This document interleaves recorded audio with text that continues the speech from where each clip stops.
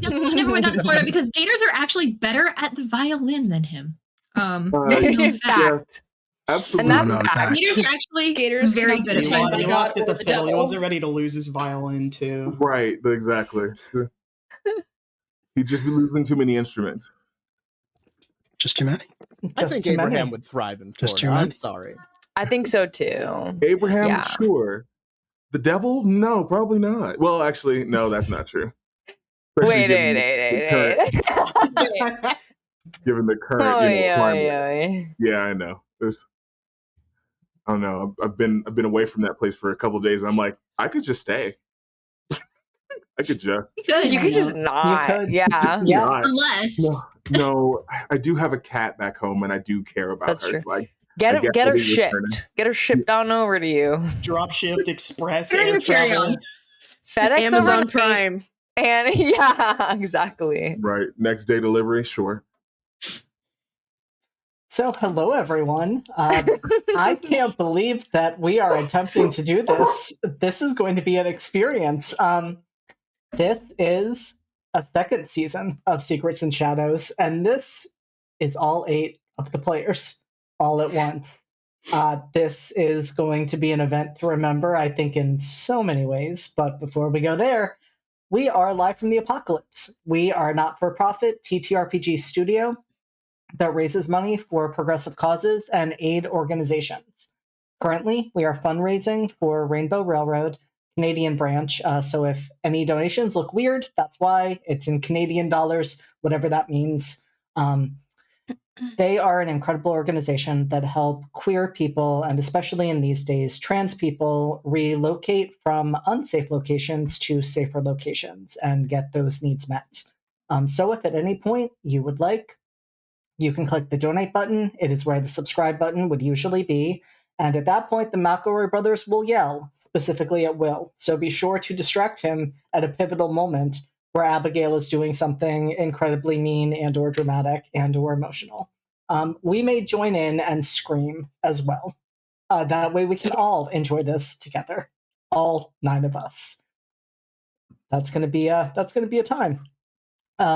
We cannot remove the subscribe button, unfortunately. You can find it.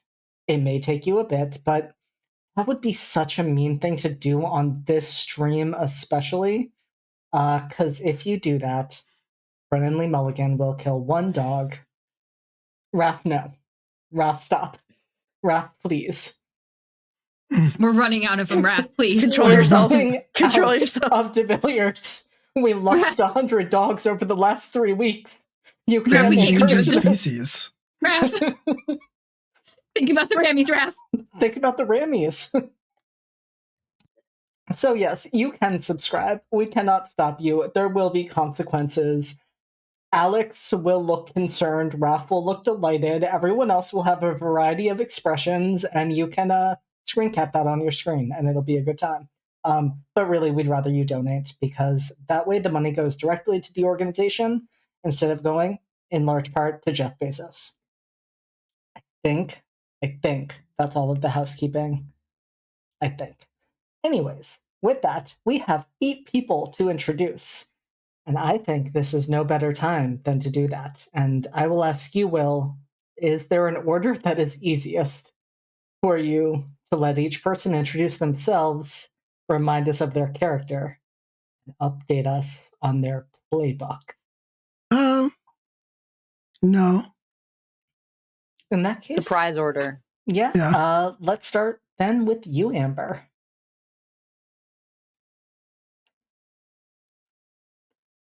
No, you are muted, Amber. Shit. Hi, everybody. I'm Amber, also known as the Space Still Jamber. muted, Amber. I'm still fucking muted. I hear. Yeah, I hear. Oh. I hear. Are you just causing chaos on purpose, Will? OBS. It's okay. I Can Will understand hear any Will of us? can't stand me, Wait, actually. hold on. So I know what's happening. Anarchy? Hold on. I know what's happening. When I filled in table 2, I was Amber. That's why. All right, we're good now. Sorry. Okay. Are we good? I mean, if there's anybody that I could entrust with like being me, it would be you. So Thank you. you're welcome. Hi, everybody. I'm Amber, also known as the Space Jamber. I'm a a 3-time Emmy nominated TTRPG writer, editor, podcaster, and streamer. And oh fuck, what am I supposed to say? Who you are playing and your playbook. Oh, yeah. Thank you. Sorry, it's been a long week. I'm No, playing no. Astrid Primer, Lady Astrid Primer, now fiance of noted incredible Dorian Black. And I am no longer the unicorn. I am the Huldra. A dramatic change, and I can't wait to see what brought that on. Mm-hmm. JT, I'm gonna go with you next. Hello, I'm JT. My pronouns are they, them. I am not 3 times Emmy nominated. I'm also not Emmy nominated. I am at war with the USBS, and tonight I'll be playing Lady Octavia Frostpin, Scion of the Winter Court. Still a fae.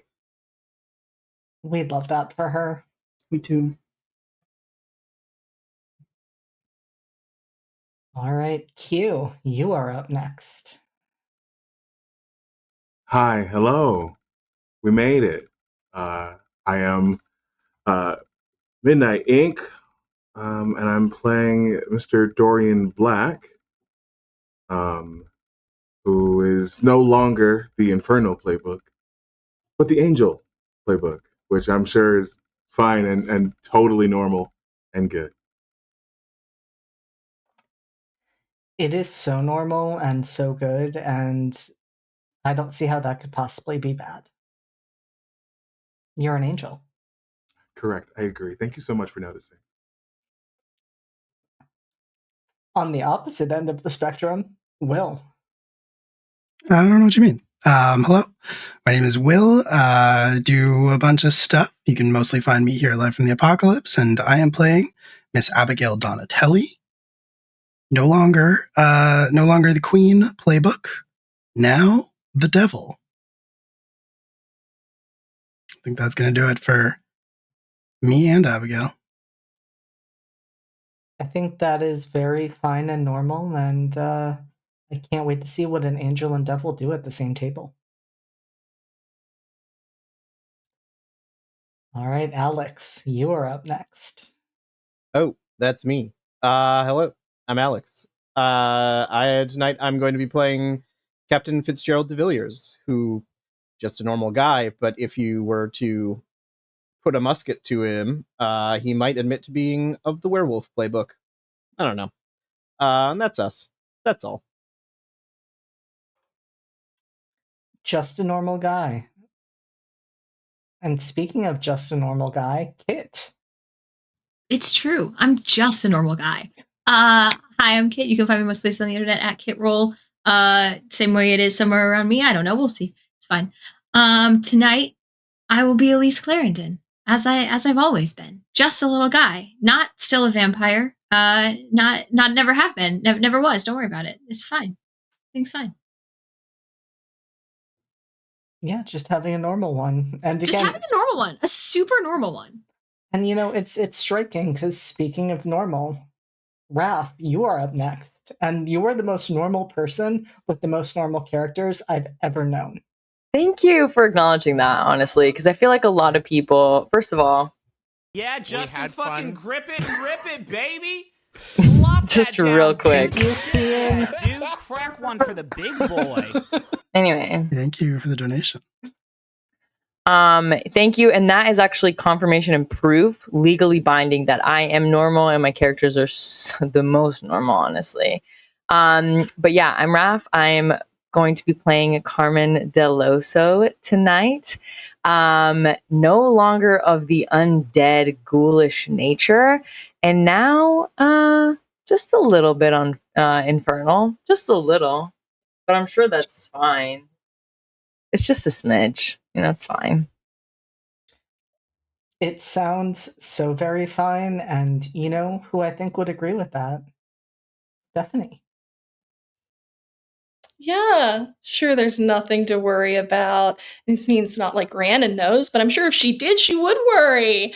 Hi, I'm Stephanie. I am returning as Rhiannon, Serena Carewood, formerly Lady, now Duchess, because her dad died and someone had to get that title. I am playing the Witch Playbook still, and we are going to the Autumnal Ball, and I'm sure everything will be fine. It's going to be a normal night. It definitely is. Video Ninja is having beef with Raph again, but that is normal and That's fine. very normal. So it's normal and regular. It's on account of how normal they are.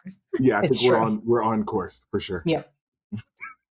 And so I think with all this, Will's gonna make me do it. I thought I was going to escape. I was like, you know what? I'm just gonna dive right in.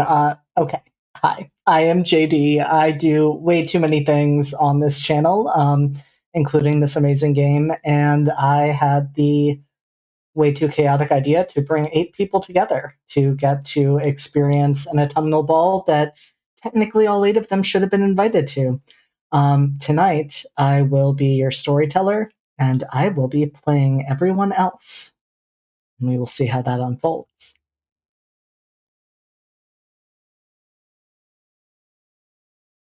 And I think with that, what a better time to get started.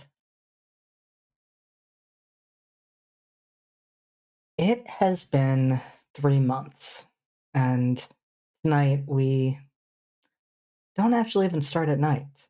Today, we start with a bird's eye view of the city of London, much like we did way back when the season started. But now it is the fall. And from the moment we look down, we can see that nothing is as it should be. When we began the season, spring was clearly upon us. The grass was lush, the leaves were verdant green, flowers were blossoming. And as we are moving into autumn, we would imagine that the last dregs of the heat of summer, equally alive compared with spring and contrasted to the absence of life of winter, that it would now be starting to fade as autumn commences and takes over the color palette. But that's not what we see. There is nothing like the cold that swept over the city that night 3 months ago, when unseasonable snow fell throughout London. The night the Winter Court moved on the Connolly estate. Under the orders of King Laszlo, they took the Duke and Duchess back to Ferry for justice, and have since taken up residence where the Connollys once resided. Indeed, as we move over the city, we see the Connolly estate, and we see that it has been reformed in the image of the Winter Court. Everything is covered in a layer of ice, from the townhome to the ruins of the abbey and monastery to the grounds themselves. Guards armed to the teeth patrol constantly in a way that has not been seen from any of the fairy courts in longer than, well, at least longer than most mortals could possibly remember. And that speaks to the fact that there is a tension in this city that has not faded since that night, because we can see the effect that this and other events have had on the natural world around us. Not only has summer, both literally and figuratively, been absent, we see the ravages of winter's continued presence and power. Grass has faded and in some places died due to the constant ice and cold. Similarly, flowers have bloomed and quickly withered as a result of the temperature changes. But that, as a relief, that is changing today as we look through the rest of the city. We see those 3 cathedrals, and we cannot help but notice that there seem to be more and more flocking to the Church of the Sun, finding a safe haven within the walls of fiery stone to combat the chill that pervades outside. We see people touching objects, maybe crosses around their neck, that glint with silver. There are others, particularly those who are not mortal, flocking to the Church of the Moon, hiding in the shadows of dusk, and they are not immune from the fear that has overtaken the city, or attempts to prepare themselves for danger. From them, we see exchanges of objects like small pouches filled with herbs, salt, items that will supposedly keep them safe. and yet still others in admittedly much fewer numbers, and some throwing more glances over their shoulders. They are going to the Obsidian Infernal Church because they have decided that there is nothing left to lose as nature itself rebels, and they are seeking solace for a price, perhaps their own mortal souls, if they ever had those to begin with. We see the palace, and we see that that has not been spared the effects of the Winter Court's actions either, as the private gardens have wilted and died, including the flowers in the summer pavilion, which had remained alive and vibrant throughout the years, regardless of season. The fact that they have died, alongside these other indications, are as concerning as the fact that the summer court did not make an appearance this year, which some are whispering is due to the fact that with winter's grab for power, the summer court did not have enough strength to claim their rightful place in the cycle of the year. Today, the seasons are changing, and it is truly magical. Leaves that were dead and those that were even gone are tearing their way into being in a way that could not be anything other than magical. The trees, either shorn of leaves or with a few remaining husks, are now blossoming with golds and reds and oranges. Crops that had succumbed to the ever-present frost are coming up through the soil. And the air still carries a chill, but it is that crisp chill of fall, not the cruel bite of winter. And the Fey residence, the castle that has been covered in vines and moss, filled and covered with primrose and snowdrops and tulips and crocuses, alone has been untouched by the actions of winter as the spring court has remained through the summer season. And they prepare for a transition of power. The autumn court will take their place, and this will be an unprecedented event, as spring has never had a reason to hand over the power to autumn before. The question, of course, is this power even spring's to give at this point? There are many who believe that with the tension that has been building, tonight, the night this transition happens, is when the breaking point, the one that everyone has been holding their breath for, will finally happen. And no one knows what that will mean. But we are all here for a night of fun and frolic, as the autumn court, heralded by Queens Aurelia and Orla, prepare to take their rightful place. All have been invited to witness the joy as the seasons change, and perhaps as the universe returns or at least moves back to a state of balance. And as carriages begin to arrive at Bay residence, I'm curious, who among you arrives first?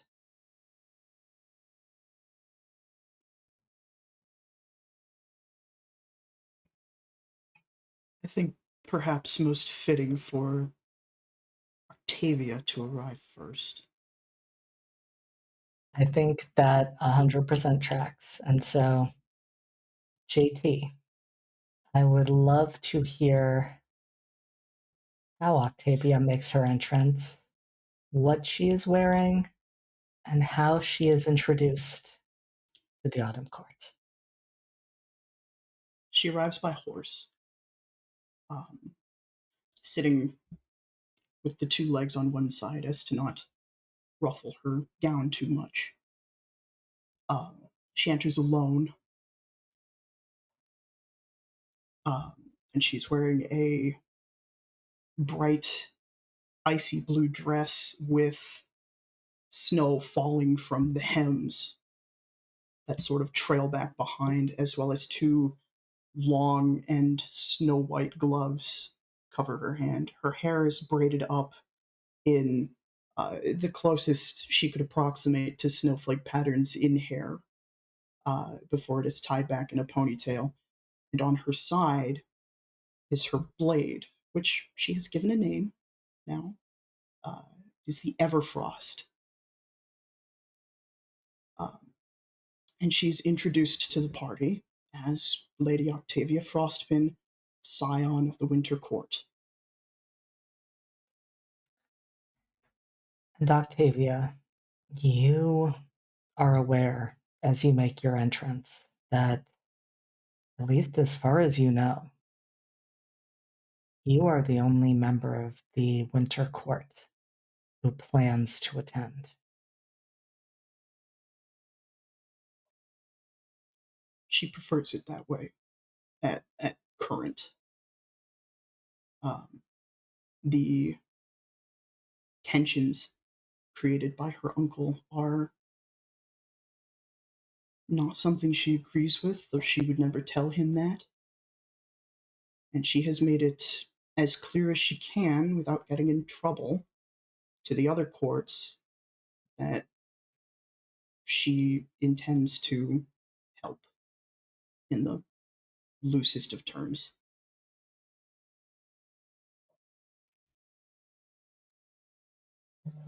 And indeed, you know that is part of why the invitation was extended to you.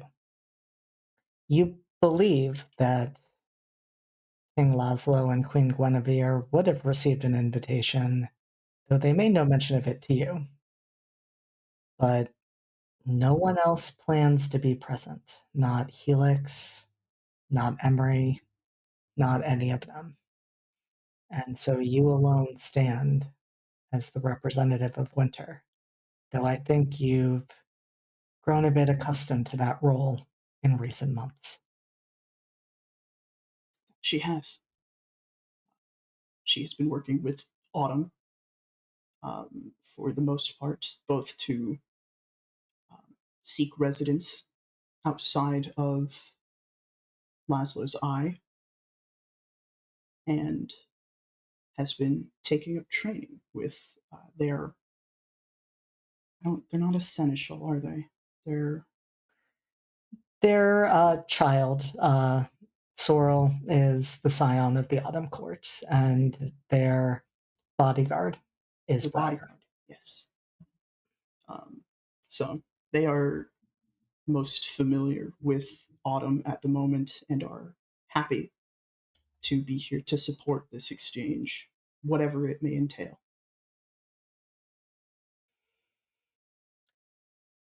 Incredible introduction for Octavia. Who do we have arrived next?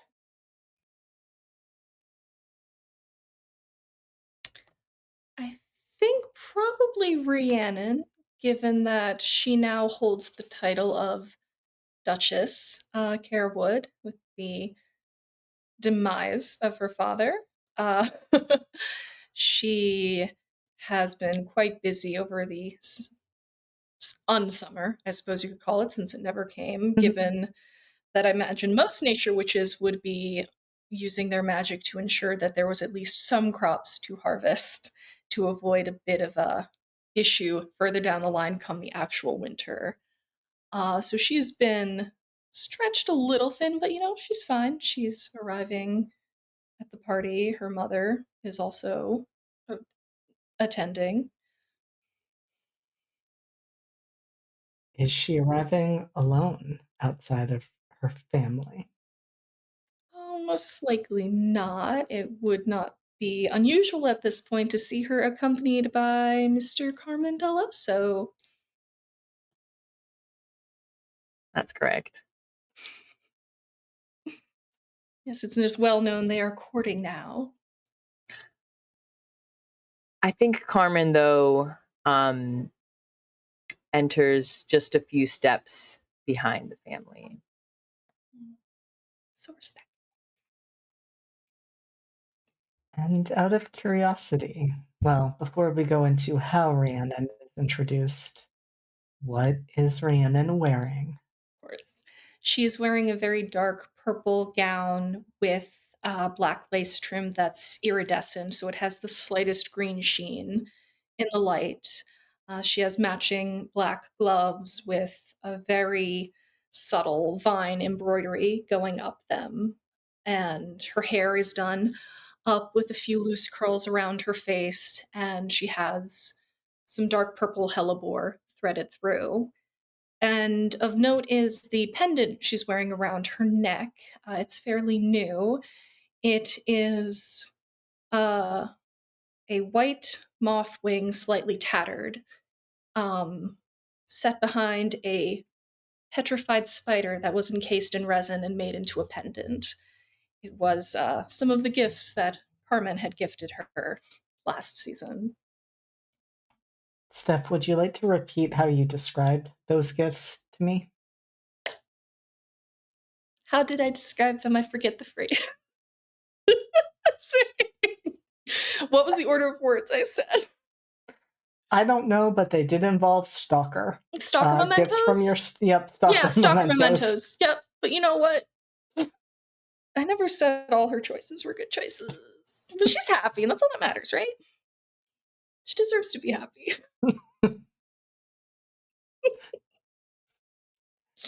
And how is Rhiannon introduced?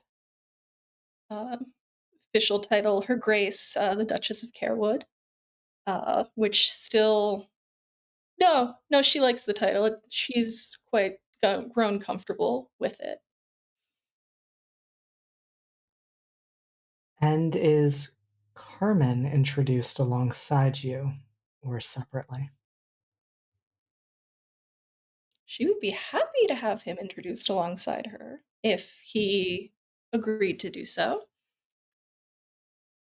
I think he is introduced as being escorted by the family.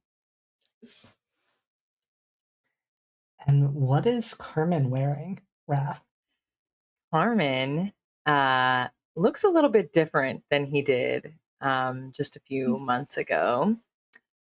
Carmen no longer has these stains of gray and these strange stitchings on his body. He looks almost human. His hair is much longer than it was before. It seems that a year's worth of death is kind of catching up now that he's alive in a way. He is wearing like an all black pantsuit jacket, and his waistcoat is also black with very similar embroidered vines of that deep purple and green iridescence to match Rhiannon's. He also has a flower that she had gifted him last season. It is now very dead and pinned on his waistcoat, though he doesn't mind things that have been withered and passed. So he enters and he gives like a soft smile as he does so, but mostly fairly serious. And his eyes are back to just being brown.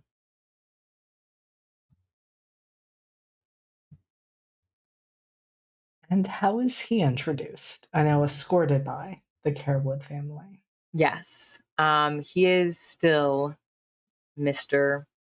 Carmen Deloso, escorted by the family. So not much has changed there yet.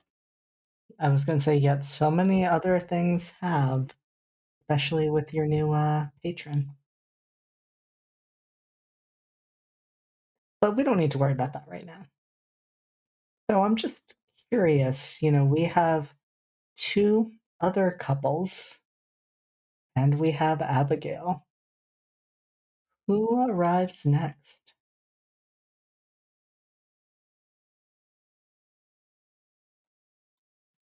Well, it's not Abigail.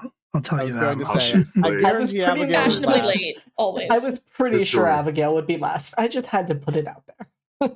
I will also say well. that I think it's probably Dorian and Astrid because Fitz is in a bit of a state these last few months. So, and he is difficult to get anywhere. So you are probably far more put together. Well, if Lady Astrid's all right with it, I'm more than happy to. Perfect. So yes, it'll be Dorian and Astrid coming in next. Um, goes by. It's still Mister Dorian Black. He hasn't done anything to earn lordship yet. Working on it, probably. Who knows? He's looking a lot, even more so put together, if that makes sense. Definitely more charming, less snake oil salesman vibes, you know. And I think he is coming in with Lady Astrid on his arm. They are dressed similarly, but not exactly. The ensembles are a mixture of white and black with gold accents. And he is, in fact, he's got new spectacles on. It's not the all black that he had, though he is still wearing them. um, and I think Lady Astrid's still going Lady Astrid. So, or you go ahead. Sorry. No, you're good. For Astrid, she is still Lady Astrid at this point. No nuptials have been had between the happy couple, but this is her first time being back on the scene since she left abruptly through the season after the surprise.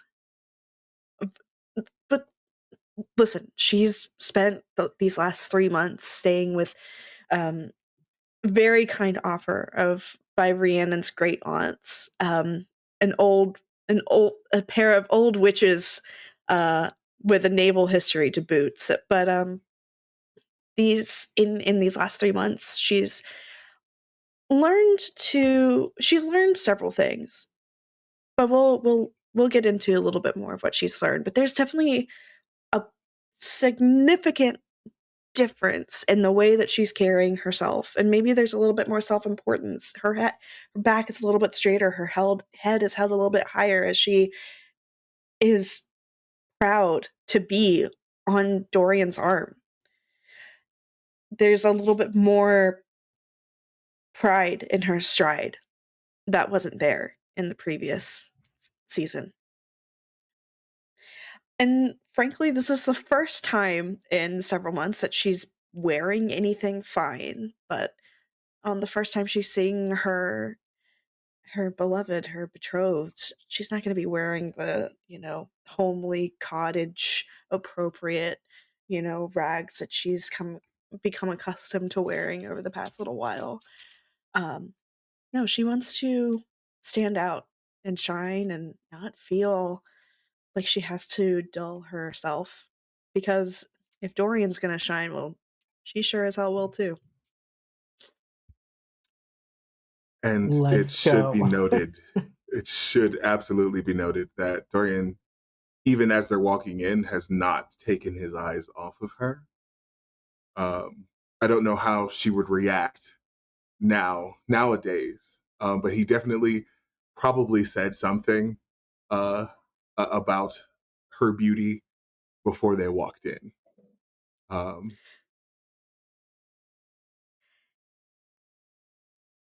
Though her cheeks are a little bit more gaunt than they were earlier but they're at this point flushed and rosy and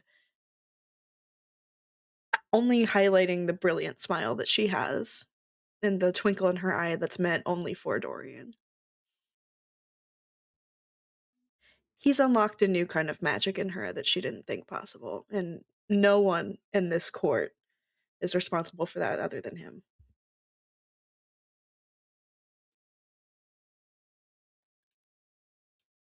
Absolutely incredible and beautiful, and we'd love to see it for both of them. How does our next happy couple arrive? It's a fine question. feel like it's a loaded one. So at the very least, I think Fitz is riding Douglas, and that's probably another reason he's late. Is Fitz had to take care of the stabling of Douglas himself, because as always, it is bad form to have your horse murder stable boys.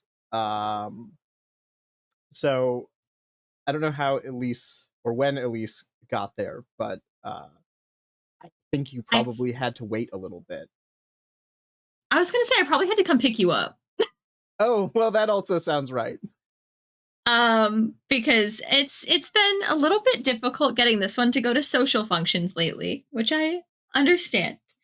And Elise is very ever patient and understanding about that.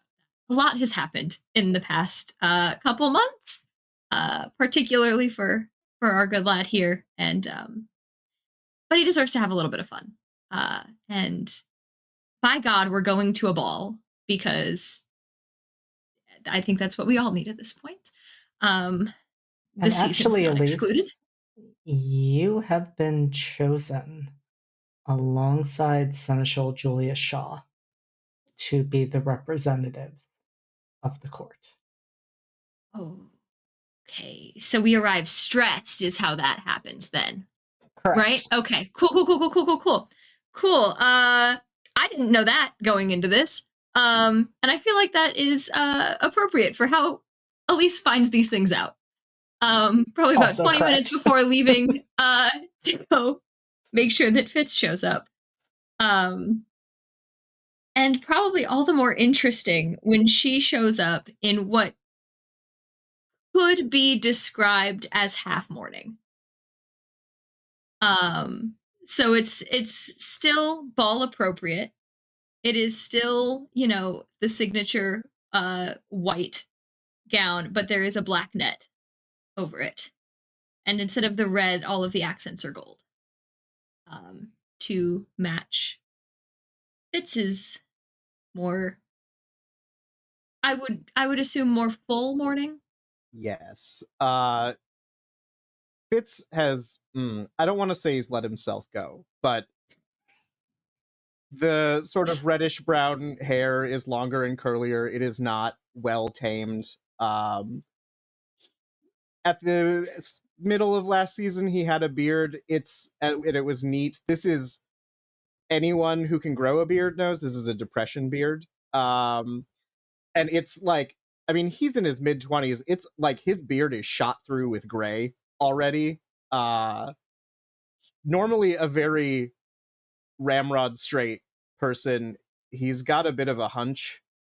His clothes are all black, and it's not like well-tailored fashionable black.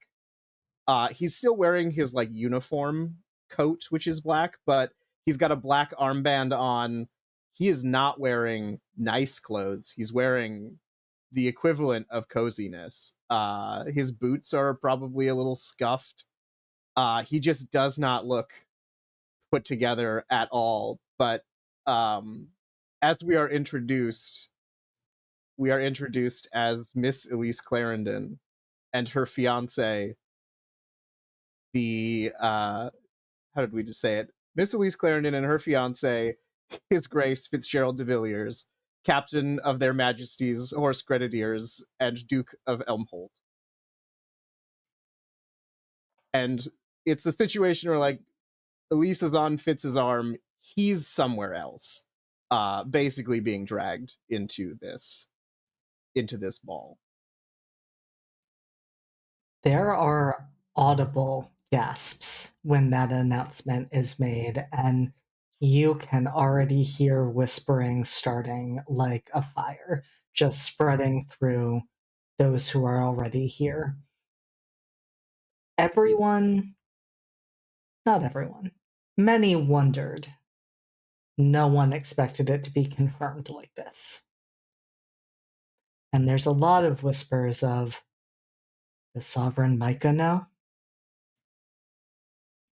I think if Fitz hears this, he very loudly says, "Of course. How else do you think it happened?" Like, and there's a bite in his voice. It is not the usual affable Fitz voice. There is something a little more iron in it, a little more teeth.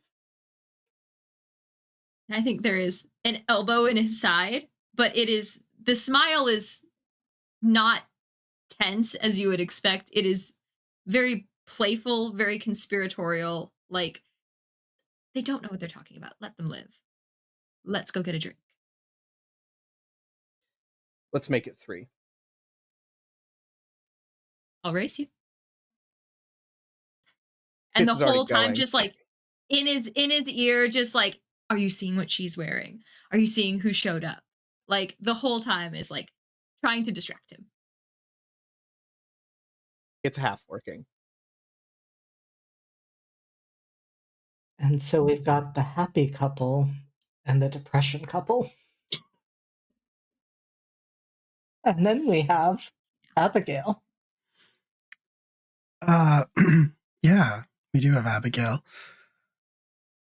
I don't think anyone has seen or heard from Abigail in 3 months, at the very least. I think that the Donatelli mansion has been dark, largely, and anybody who has come calling or anything like that has found that there are still servants and staff, but if they've inquired as to either Abigail's father or herself, they would have been told that they're indisposed, they're traveling for business, something like that. I think the only thing that may have given anybody alarm in that is that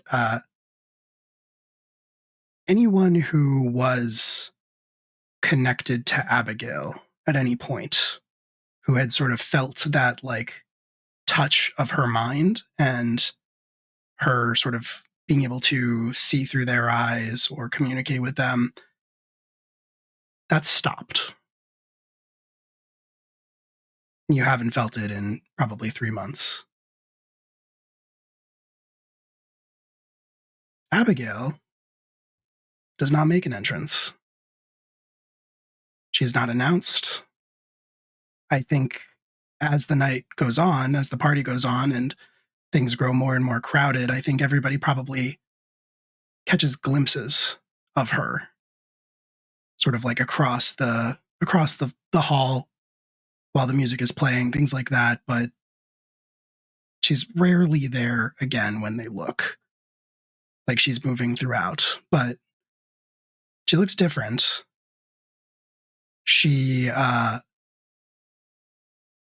Her features look sharper somehow, like she has lost some of the, call it, puppy fat around her face. Her cheekbones seem higher. Maybe it's just the way that she carries herself. And her hair is on the shorter side, still very black, but it is cut fairly close to the shoulder. There are a few longer pieces kind of hanging down on either side of her face, framing it nicely. And she's wearing minimal makeup. Her skin is still chalk white. Her eyes are still that combination of black where the whites should be and red for the irises. But she's not wearing a dress either. She's dressed fairly casually, although very differently from how Fitz is dressed, I assume. Like, very casually, but it doesn't look casual the way that she wears it. But she is wearing black pants and a red collared shirt with kind of a loosely hanging white cravat, not fully done. Maybe she had a jacket on when she arrived, but over that is just a black vest that is undone. And I think anyone who sees her sees that she is standing very casually, hands in her pockets. Still kind of a trademark Abigail smirk hovering around her face.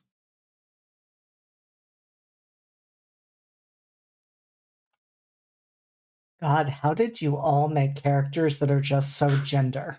Like, incredible. Absolutely incredible. and very Abigail.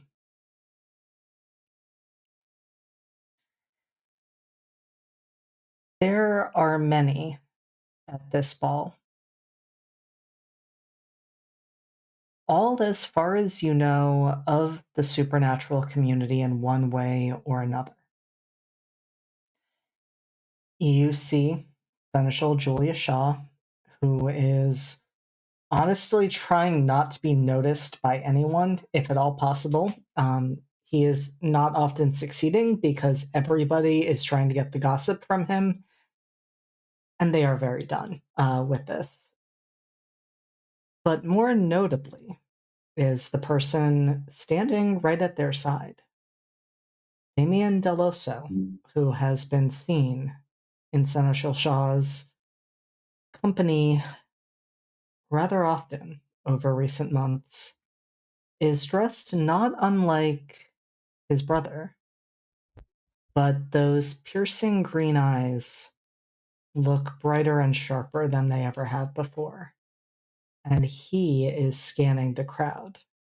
Whether he is looking for someone, who's to say? But those eyes are seeking out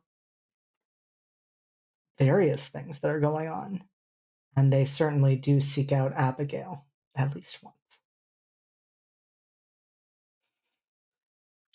Abigail would meet the gays, and I think she would meet all of them. I think, Abigail would meet the gays, and then she would, with a drink in hand, kind of raise it to him. And he would do the same and just offer her a slightly sad smile. Which I think she would return.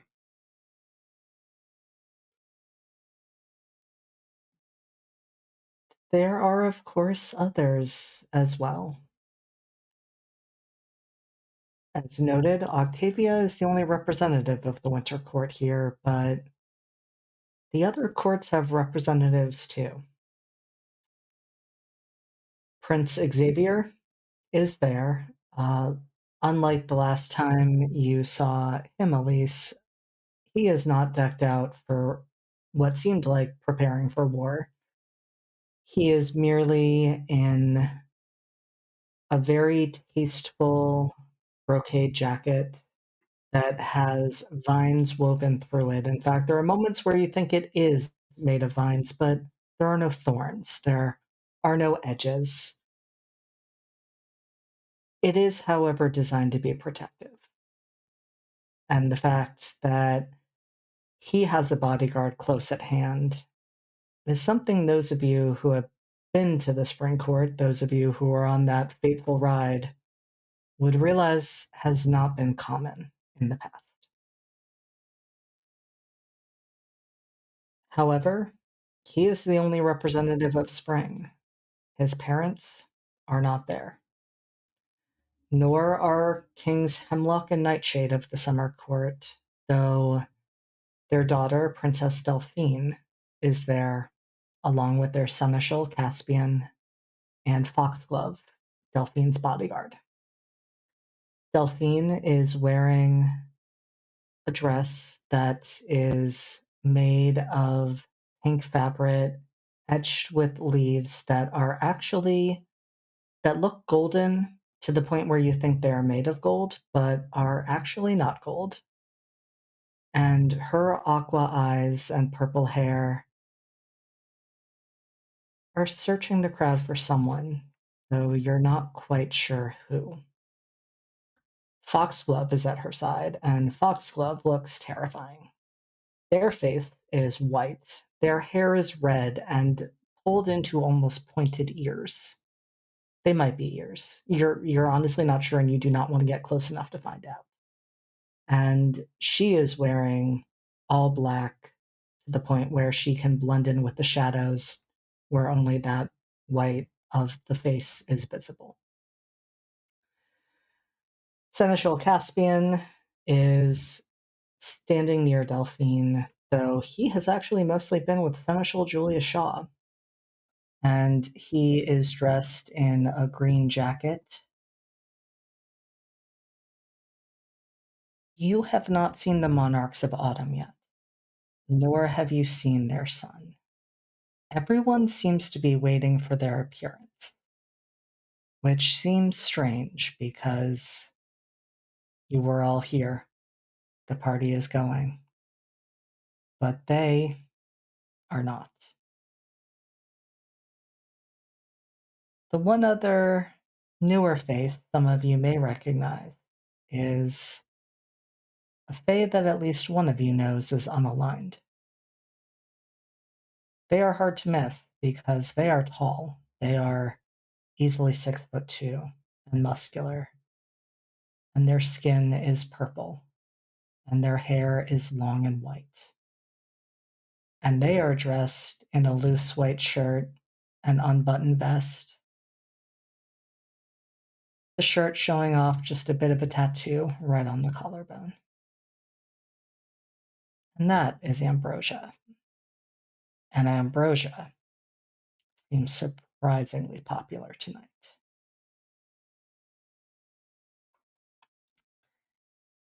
As we have all of you in the room, what would you like to do? Some of you seeing each other for the first time in a long time, some of you with recent announcements, and some of you making some political machinations and movements.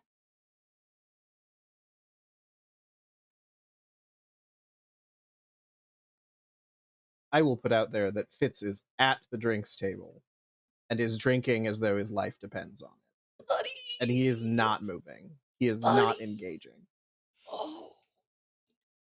Okay. This is trying to be his restraint a little bit, largely in the form of distractions, and pointing out familiar faces. I would love to assist and be one of those familiar faces. Thank you so much. But yeah, I think we like lock eyes across, and it's like, oh yeah, cherry happy smoke, get over here. Mm-hmm. Absolutely. I would love to have Astrid and I sort of move, so I am closer to Fitz, and Astrid is closer to Elise, so that both parties can catch up while all of us catching up collectively.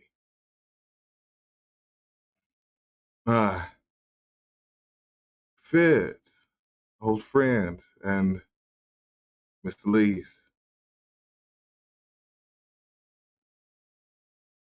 Glad to see they were able to pull you away for a night.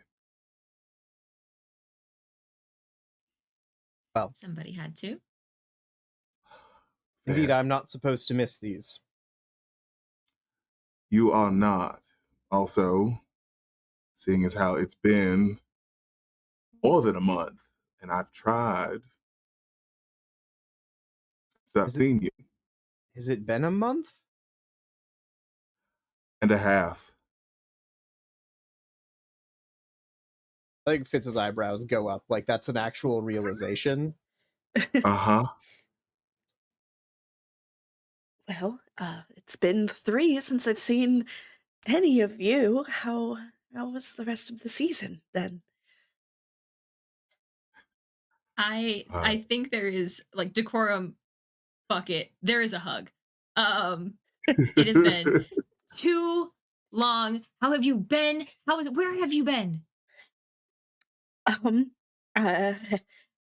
Hold on, back up. Rhiannon, was I sworn to secrecy about where the fuck I've been? Oh, absolutely not. Her aunts are old and lesbians and witchy, and they don't give a fuck about society. They don't care what people know or talk about Try them. to fight them, you will not win.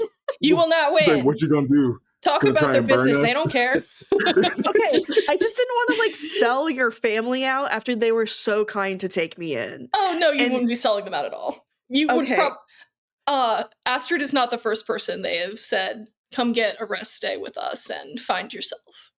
Okay, wonderful. All right, sidebar aside, thank you.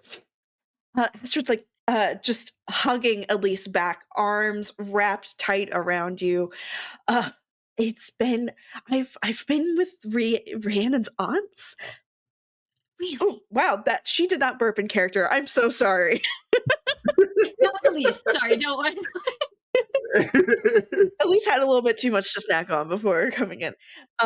Yeah, it's I've been with Rhiannon's aunts, and I think I just needed some time away.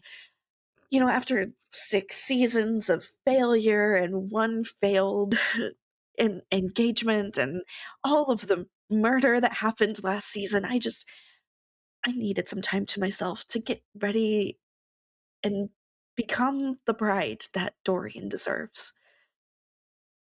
So you missed Rhiannon's dad getting murdered then? I'm fucking sorry, what? Oh, so I'm her aunt said nothing of the sort. It was. I heard it was brutal. Covered up. We know he's not alive, though, right? Like, we know that he's not. There's probably gossip, so it's Among fair, the but living. Sure. just out talking about murder at the party, that's fine. And then, of course, my there goodness. was what happened to my family. Fitz. Just Wow. one look that says Yes. volume. Like, And then, of course, there was what happened to my family. Yes. That I did. I'm so sorry for all of the losses that you've faced, and Don't be. Okay, well then, fuck them. Yes. Yes. It was. It was. A lot. it's been a I'll time say. since you've been It gone. was, in fact, a time. It is lovely to have you back, though. Yes, well, let's make this a season to remember. Perhaps not so Hopefully- much as the last one. Yes, No, what my better hopefully half for said. good. In different ways. And I am so very excited. You already sent me a message. I did appreciate that. But I'm so happy to hear about your engagement. Congratulations. And yours. I'm sorry I've been caught up in things. That's fair. Then I'll just say you owe me a drink at some point. Not here. That doesn't count. Yep, this was already reaching. Of course. I will, of course, take one. Thank you. But no. It's been too long, and we deserve time to catch up, friend. I think he downs an entire What I'm hearing is champagne poker flute. night will be happening. More than likely. Oh, Miss Clarendon, how have you been faring? Well, busy. Trying to get this one to Yes. attend functions, among other things. I will aim to assist you in any future events. I do apologize. I've also been a tad busy. I can imagine. Yes. Business, it does not rest. Did you buy that Doesn't. house, that estate near us? Yes. When did that happen? Well, 2 months ago. So you're all settled? You found people? I am almost settled. It's almost ready. There were some modifications that I wanted to make to the house. But Do you need a cook? At least, do we have extra cooks?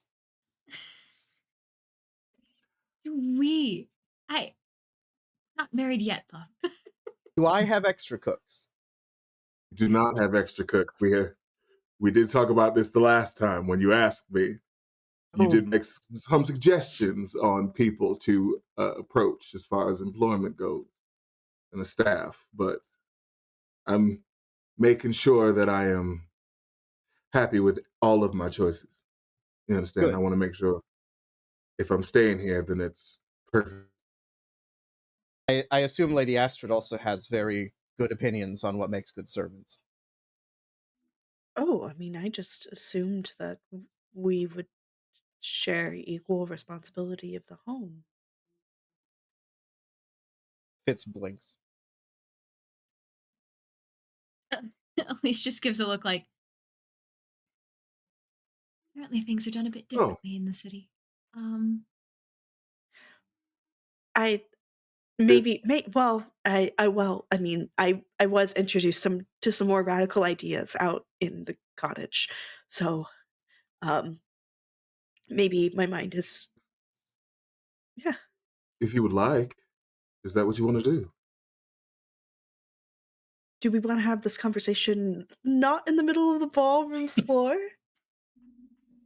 I mean, I feel like far more scandalous conversations were had merely moments ago, so this is That's true. hardly. I don't know what you mean. Not quite sure what you Of course expect you don't, from friend. this group of us. That being said, we can absolutely have that conversation another time. I agree. Well, if conversations are to be had about setting up households, we could all have. There are now 2 estates to pick from poker night.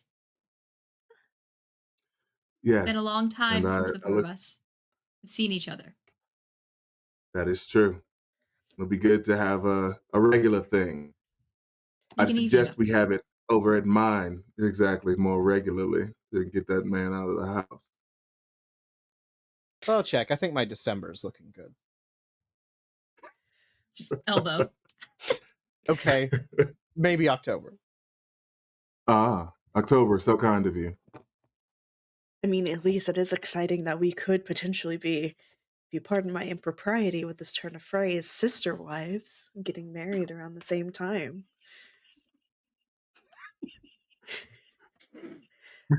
Miss Sister Scusi? bride? How dare you?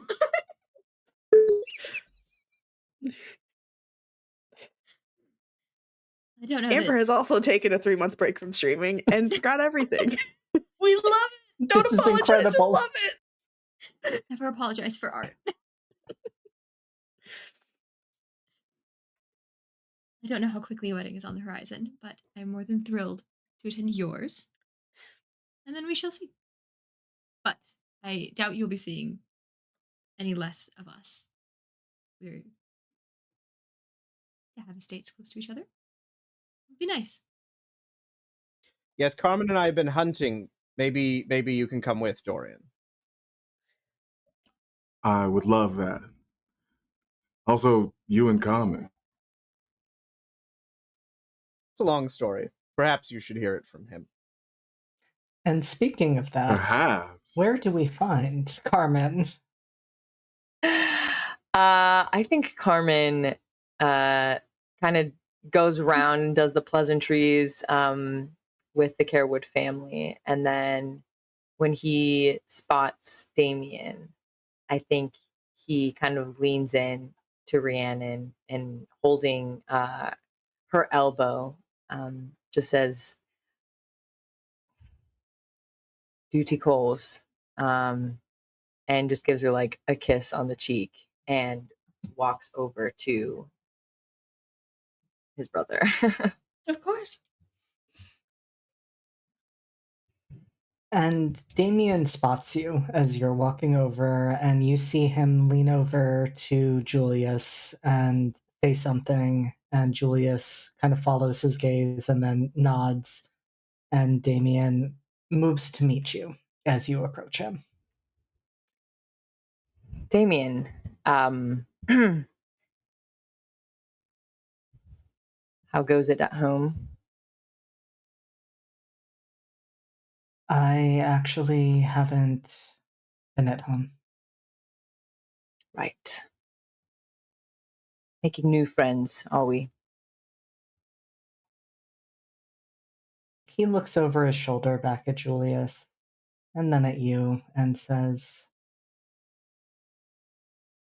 I would consider it more an apprenticeship. I suppose we must do something with our lives. Money's not going to go very far. I suppose you haven't taken over the house quite yet? The estate and all that. I don't really keep up with any of that anymore. But I don't really want our parents to have it. So, yeah. Yes, I've been thinking a lot about the fact that we let them live. And I thought that was a bad thing. I did, and I have been very conflicted about that ever since. Well, I don't think it was the wrong choice, but if you'd like that to change, we can always start the season. Well, it'll be a bit of a drive to start it the same way as last time, but I mean, technically speaking, the parental death was closer to the end.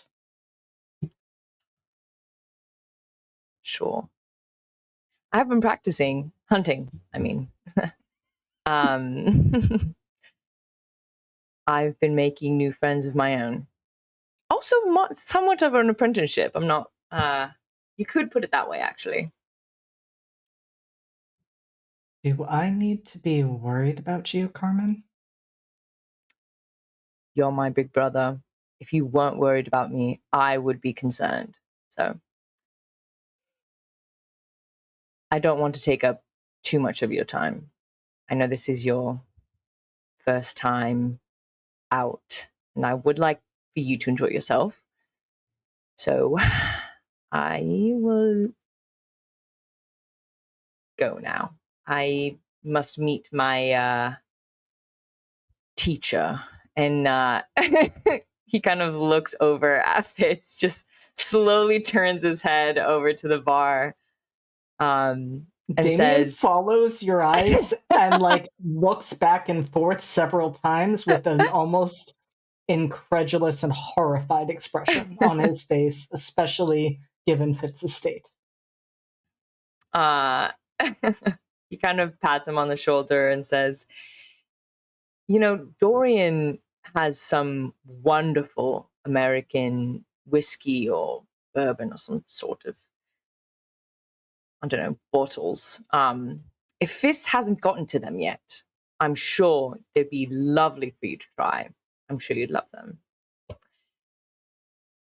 I'll go now. Carmen, you have never been good at distracting me. Carmen, we're going to talk about this. Carmen. And I think he just walks kind of back over to Rhiannon and points that he wants to step over to the group now. Real quick, Raph. Yeah, what what's up? has Carmen mentioned to Rhiannon about the extracurriculars? I mean, I go hunting, babe. It's all good. With Fitz? Yeah, we're buddies. We're besties. Okay. We're writing buddies. All right then. Oh yes, of course we should probably congratulate them. Is Fitz well? Why don't we go ask him? I feel like judgment is not really our. I don't think we should. We should congratulate them. Yes. Mm-hmm. Yes. And Astrid, I need to congratulate Astrid in person. That's true. And before we move to those congratulations, I'm curious, what has Octavia been doing, JT? Anxiously and idly fiddling at with her hands at the edge of the ballroom. She's very concerned about the fact that the Autumn Regency hasn't appeared yet, because this is exactly when they were supposed to do that. So she's keeping not to herself. She's socializing with the general abouts, and is trying to keep a drink liquid, but she keeps eyeing over to where the regents would be sitting or presenting. I lost my train of thought. It's gone. No, that was beautiful, JT. It derailed. Mood. Definitely a mood. And you've been approached by a variety of gentry and more common fae who are being respectful and ensuring that their relationships with Winter remain adequate given everything, but no one really engages you much in conversation, especially as I'm guessing Octavia is not going to give much away if anybody is trying to get gossip out of her. No, she's not very talkative about the whole situation. The primary excuse she would give would be I'm not a royal. I can't speak on behalf of King Laszlo and Queen Guinevere. And most, make a couple attempts and then give up on that. But I'm curious, Octavia. What is your reaction when, in one of those moments, your eyes find Abigail, who you haven't seen in months? Octavia has a fondness for Abigail that I think of the people that she saw interacting with Abigail wasn't muddled by extraneous feelings out of the gate. And I would even dare say that before everything got like truly dangerous for Octavia to just be out in London as a Winter Fae, probably tried to call for Abigail at one point. So she would steel herself and make a move to approach Abigail. Is that possible, Abigail? Or do you disappear again? No, Abigail is more than happy to talk to Octavia.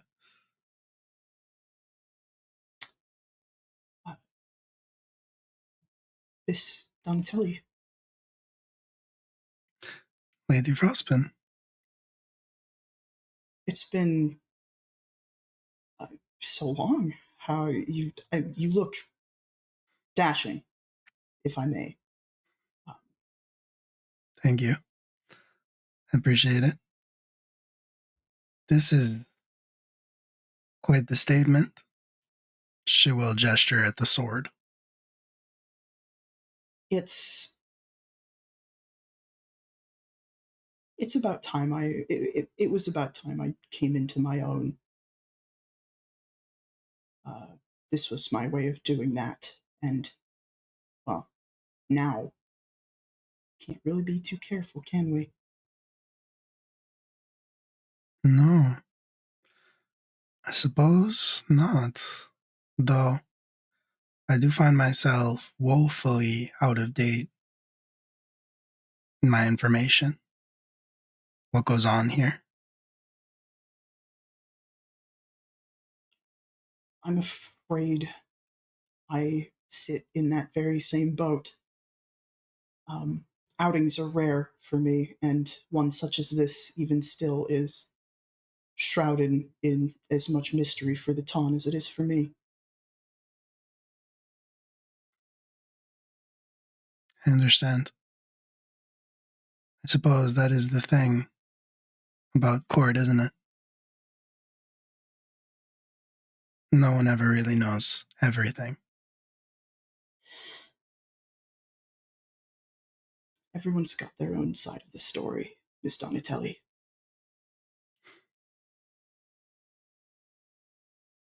They do? I found that to be the case, yeah. So, Octavia, what follows tonight?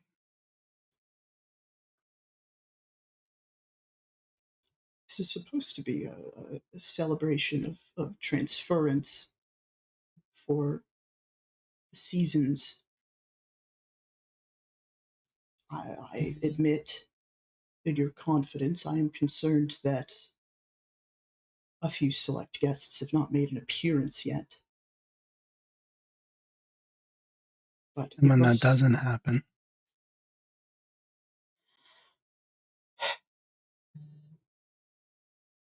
if that doesn't happen, I'll know as soon as you do what's going to happen.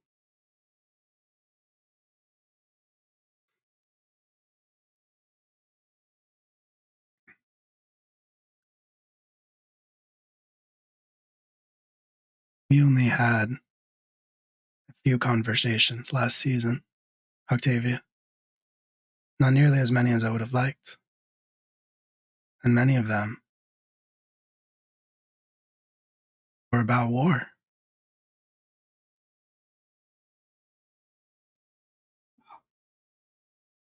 Isn't that what court is? War for everyone? And that is the moment that the front doors fly open and an icy wind tears through the room. Frost follows with every step as King Laszlo and Queen Guinevere enter. Fallen dead leaves skittering across the ground in front of them, and all eyes fall on them. And that's where we're going to take our break. No! Wait, how is it 9:30 already? What the How fuck? the fuck? No, Right? it's too soon. Hey, JD. That's what 8 Yeah. players will do that to you. Yeah. It's true. It's true. Hey, JD, what the Also- fuck? These were There you almost go. my in-laws. Hey, JD. These were Hey, almost JD. my in-laws. Hey, you're not supposed to bring my uncle into this. Come on. How dare you? Come on. This was supposed to be away. my night. Where are the I'll be hot right back. queens? Oh, Tater's We're not, Ooh. we're not tated up, please. Pretty- I'm they're tated pretty up. I don't know I'm about focused. pretty tated up. Look at that Right, sweet you're tated as baby. fuck. Thank you, Q. You're welcome. I got you. Blessings you. for the stream Guess who audience. took his, I guess who regret took his picking my shots cat up. this week and didn't make a single noise? Oh, baby. God? I'm sorry, is that an absolute baddie? Can we get a He's dub in so chat for batty. Obi? What a Yeah, can we big get some brave Obi man. dubs? Some Obi dubs? We have You so did many it. beautiful animals on this stream, and I love it. Oh, look Dubs at in the Tater chat for doing his little Obi. strut on the Dubs in the catwalk. chat for Obi. He's going to cause mischief elsewhere. Maybe. He wants to go back Maybe. to sleep. I picked up, he was like curled up next to Sam and was like sleeping, and I was like, nope, you've been requested. You've been scooped. There's The been a only way I was demand. The only way Summoned I to was the able to get stream. Finn here was Summoned. by promising him bedtime after he was Oh, done. buddy. But he's baby. Oh, look at him. He's so sleepy. His sleepy Just a little eye. guy. he's- Oh, Look just at like those me for real. ears. He's ready This for is such a bedtime. big nap. Hey, buddy. I said it before and I'll say Uh-huh. it again. That man looks like a stuffed animal. Yeah. He does. I really man wish I looks could big. just like reach in and Oh, just like this is scoop The him up. urge to just There's no my Finn difference. now. The urge to My just favorite- reach through the universe and steal your dog. The best thing about him right now is he was groomed earlier this week and still smells like vanilla. Oh. Ooh, very nice. That's adorable. So he's a freshly scented Finn. Who's love a freshly Yeah, scented man. pub. No, you could do that. Oh, a puppy. I mean, Yes. the groomers give him a like shampoo bath. That's This is why apparently you dog-friendly keep saying and- things that convince me that he's a Build-A-Bear. They Like, dip It's him in true. vanilla extract. look at him. He is vanilla scented. Gently rub He looked like the- that. You know. But it is bedtime for Finn, so he's gonna go away now, and I'm gonna go away from him. Okay. I think. Aw. Good night. He has to Yeah. talk him in. God, And- can we get a Absolutely. comic book of like Finn and Fitz adventures? Yes. Let's talk about it. Adventures Let's of talk Fitz about and it. Finn. That's Oh my Elise's God. next Yeah. big project, Yeah. is to write a picture book. Elise doing a children's book. Oh I'm my gonna God. greenlight this. Yes. We're gonna sell Greenlight copies. you to Elise do the gets- work. This is the way Elise gets back into art. Fucking Children's art. It's true. You think I've been shirking my duties? My good bitch. You notice that she shivers and wraps her arms more firmly around herself, and that a cloak of roses is put around her by Foxglove, who was standing right in her shadow. And immediately those roses start to wither and ice over.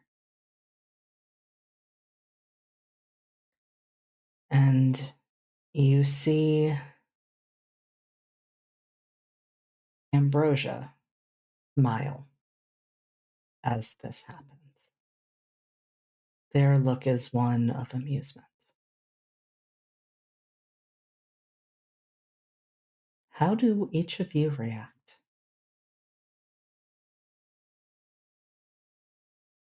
Elise is immediately looking for Octavia.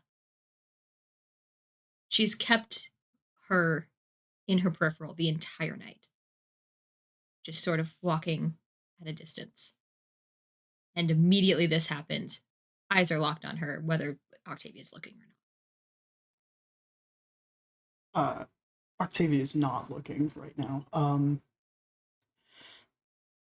The instant they walked in, Octavia stopped paying attention to Abigail, stopped paying attention to everything, and almost instinctively her hand went to the hilt of her blade. But she has made a point to remove her hands and is just... And I say this not as a pun, but as a figure of speech. She's frozen in place. Abigail would notice that there is a noticeable pattern of frost underneath her.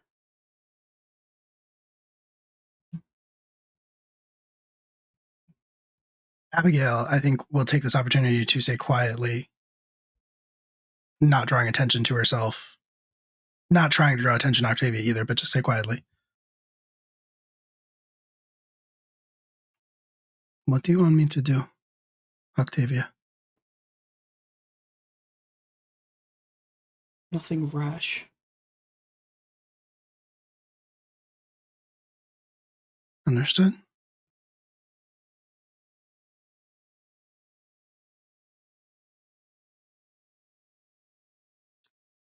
I think Dorian sort of instinctively moves around to be at Astrid's side and is keeping a lookout. He's watching, not with any sort of interest, but just sort of, we know that this is a tense situation, so I'm going to keep eyes on it so that nothing goes awry. I think when the cold blast of air hits, it has a somewhat sobering effect. And Fitz's posture shifts a little bit. And while all eyes are not on him, he removes his jacket.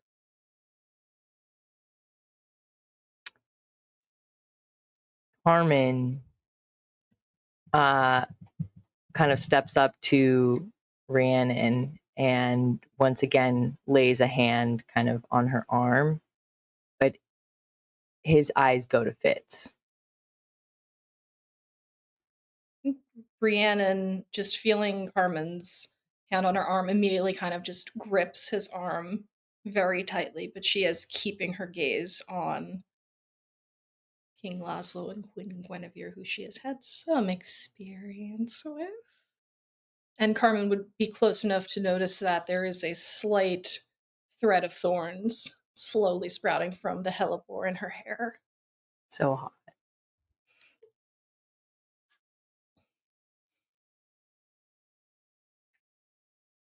And what about you, Elise? How do you react to all of this? Me?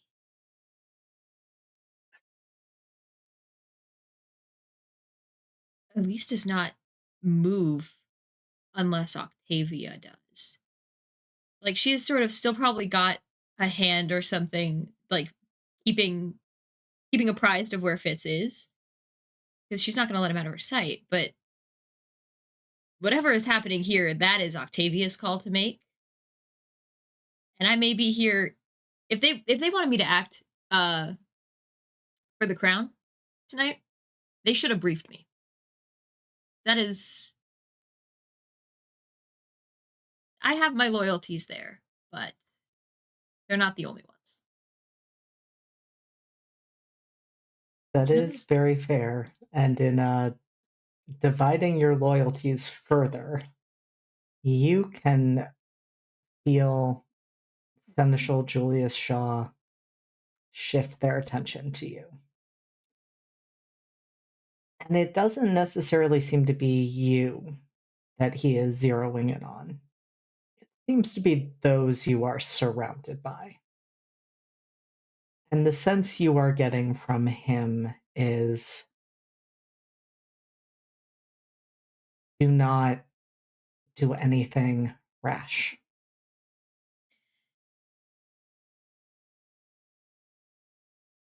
I don't think it's unreasonable to think that she would, sort of catch that, meet their eyes.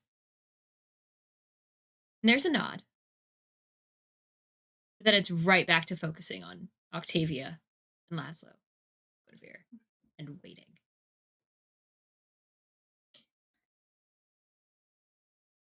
And there is an almost unbearably long moment of tension before Prince Xavier steps forward, and you see that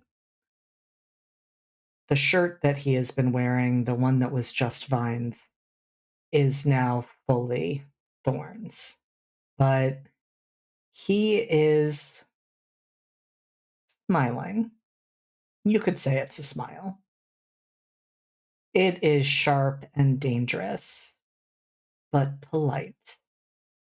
And he, as Spring's representative, walks forward and says, "Welcome, King Laszlo and Queen Guinevere. We were hoping you would be able to make it."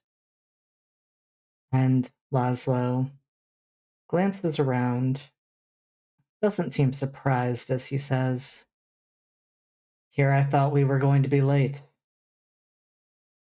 It would seem that the Autumn Court has not yet arrived."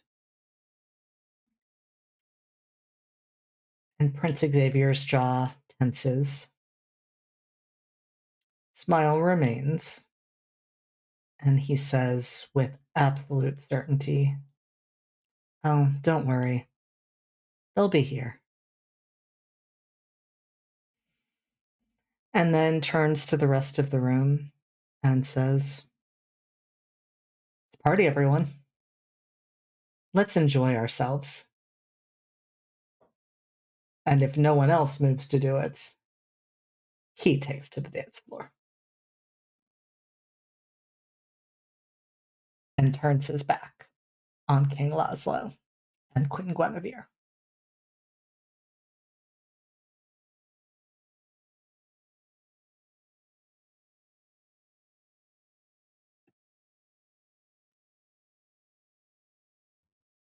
Oh my god.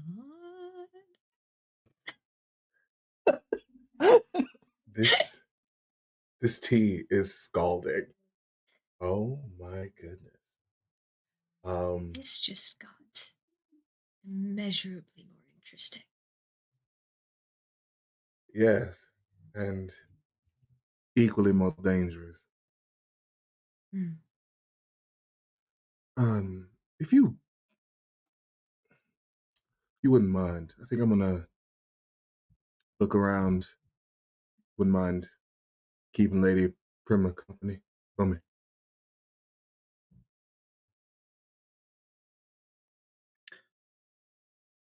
Make good choices.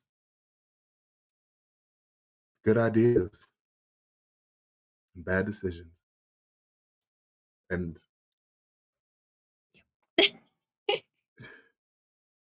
JD, question for you. Uh-huh. Okay, so generally, do the Fae come out of like fairy? Like, do they have all right. Do they have places where they generally come out of? Or is it just kind of wherever? I want to see if I can locate the Autumn Court. Ooh. Interesting. I think I'm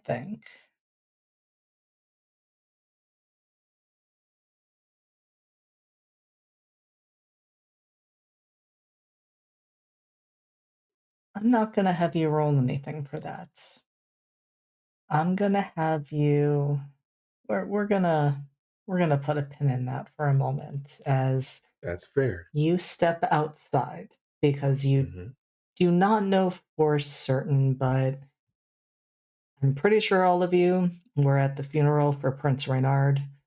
You watched as they walked off with the casket holding his body. So you generally know that somewhere in the woods there is a space that could be considered liminal that they can pass through. Gotcha. And I'm going to ask my little buddy for some assistance in that. And so Don't we're worry about going to it. hold on that, but we will explore that in just a moment. I think Abigail is going to just sort of once again, like Octavia's side, just that. Would you like me to stay by your side? You don't have to. This was Not what I asked.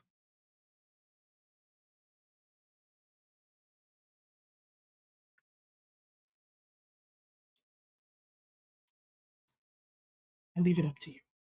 This was not expected, but it was a possibility that I was prepared for. Octavia, you have grown so much. You understand the court, what it really is, what happens here, why it's so dangerous. I had hoped that perhaps you had also learned the importance of asking for what you want. Right now, asking for what I want would get me killed.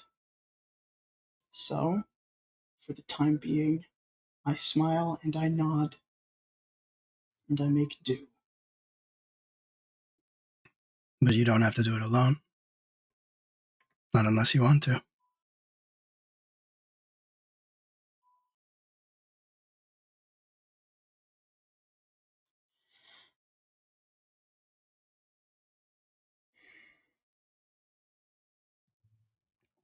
It's not weakness. Maybe not really, but for your safety, it is best that we are not seen conversing too much.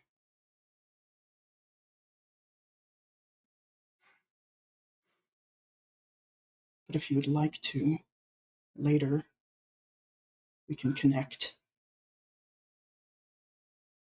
I have figured some ways around prying eyes.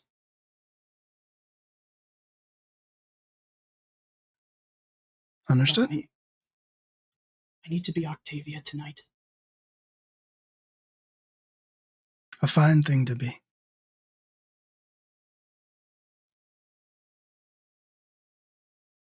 We'll see each other later. Enjoy the party. You too. Gail vanishes into the crowd. Carmen. As Dorian leaves, there's an instinctual bit of Fitz that just follows. Like, they've been together long enough that seeing Dorian leave, there's something in Fitz that's just like, lurch forward and go. And if you're going outside, I think Fitz would swing by Rhiannon and Carmen and like give Rhiannon a very equitable bow, since we are of titles. of equivalent titles and say, "Very sorry, I haven't seen you yet this evening. Might I borrow Mr. Deloso from you?" Of course. Are you all right? I think we're fine. Dorian seems to have left, and I'd like to find him. Americans. So impetuous. Be careful. You don't know Of what course. else they might have brought with them. And may I remind you, my dear, that we shouldn't let some murderous war criminals ruin our festivities, so go ahead, enjoy yourself. And perhaps when you return, you can take me on a turnabout the dance floor. I like that very much. I shall be quick. And safe. And safe. Thank you.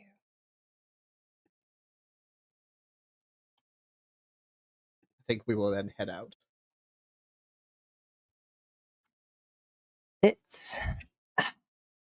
I hope this is worth it because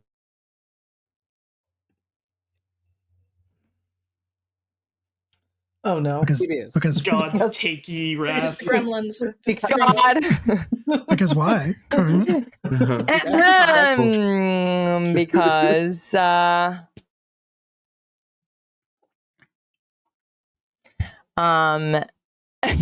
because I would like to dance with Rhiannon. Well, the night's young. The Autumn Court still hasn't even arrived. I'm sure we have plenty of time. Sure we do. We will try and seek out Dorian, I think. And so just so I'm clear on where everyone is, Rhiannon, you and Elise and Octavia remain inside.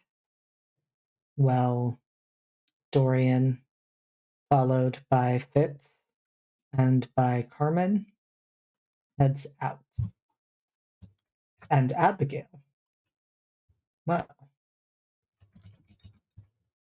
You're muted. No, you're muted, Will. I hit the wrong button. I don't want to do another scene because Abigail's been doing a lot, but she is going to ask Rhiannon to dance. It's so funny you beat me. I think when Abigail asks that, Rhiannon will just kind of smile and be like, "You actually beat me to it." Let's catch up. Yes, you have looked like you've gone through quite the change. Yeah, Justin, fucking grip it and rip it, baby. Slop that down, dude. Yeah, dude. Crack one for the big boy. Don't forget, gang. I thought you were just screaming in general. Just like you were screaming, Abigail stole the first stance. It's a perfect excuse. Amazing. Incredible. Impeccable timing there. All right, we're going to then move to the group that is outside. And Q, this is a little unorthodox, but I'm just going to ask you to roll 2d6. Ooh. Okay. All right. Give me one moment.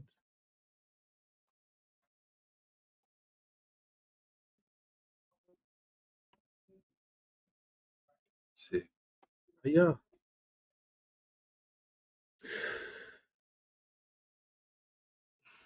That's a 6. Okay. Experience? So yes, mark experience. Sure.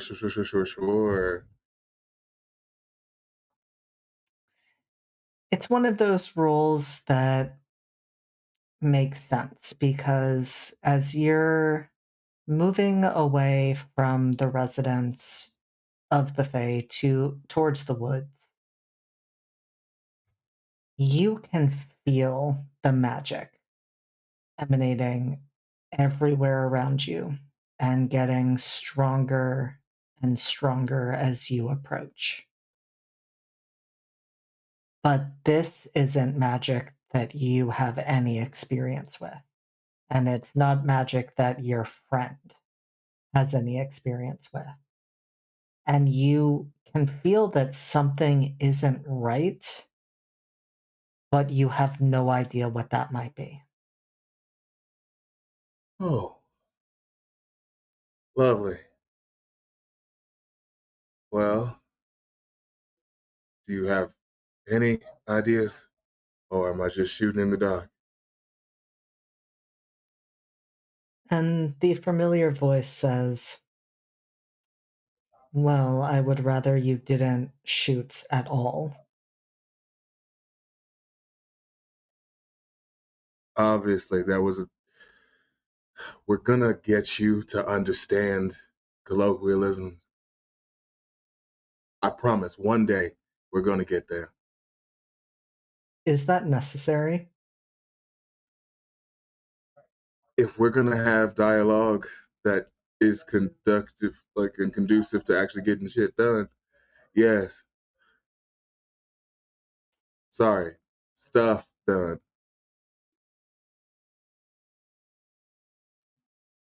That is fine. That is not blasphemy. Okay, good, because I hate censoring myself, if I'm being honest. So, we could go further in, but I feel like that might be dangerous, and I was told to make good choices. Well, perhaps your friends could help. And you hear I footsteps imagine coming we towards turn. you. Yep. Yeah. So probably sooner than he would normally, like back in the day. Fitz. He was perceptive, but the range seems to have increased just a little bit. And as he turns, you see from behind the lenses a like sort of flare.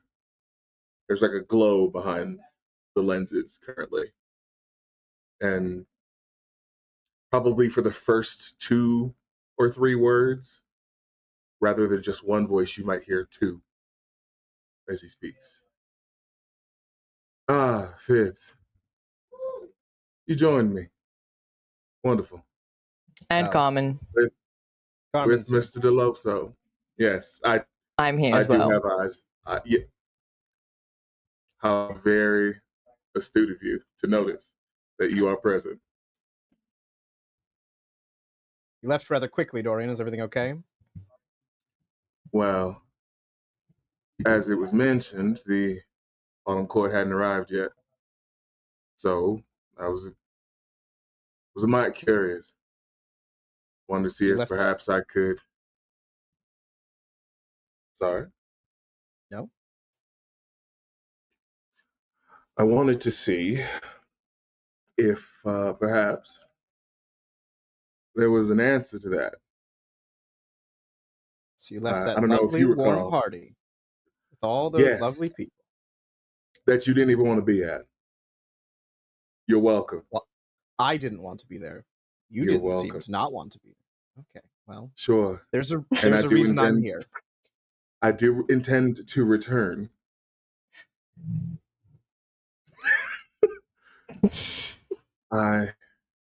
Listen.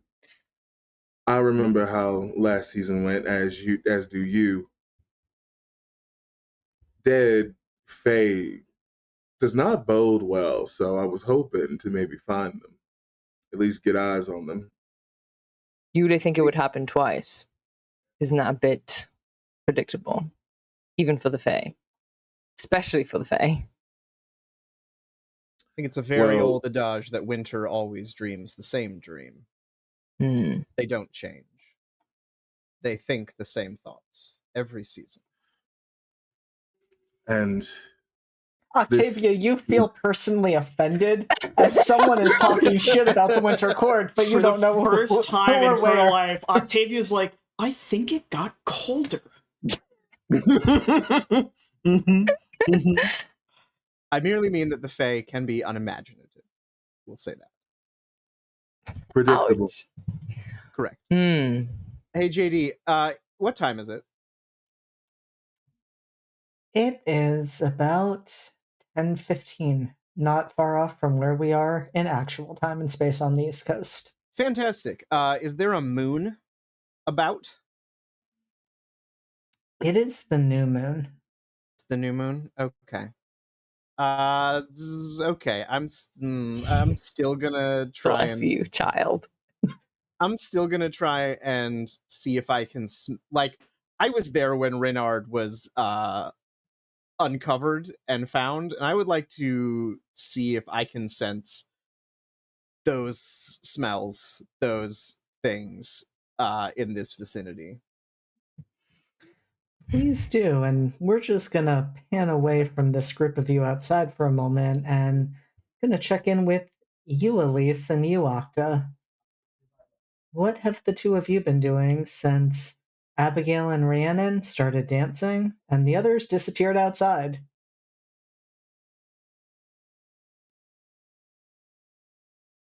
Elise does not approach.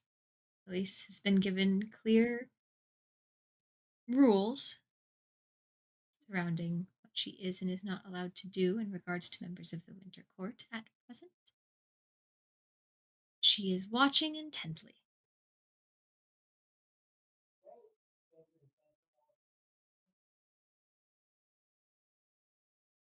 JD, I'd like to do something silly. Please go ahead. You said Prince Xavier was on the dance floor, yeah? Uh-huh. I think Octavia's gonna glance at Elise. Just a little nod. Glance over to Laszlo and Guinevere, and then walk up to Prince Xavier and offer them a hand to dance.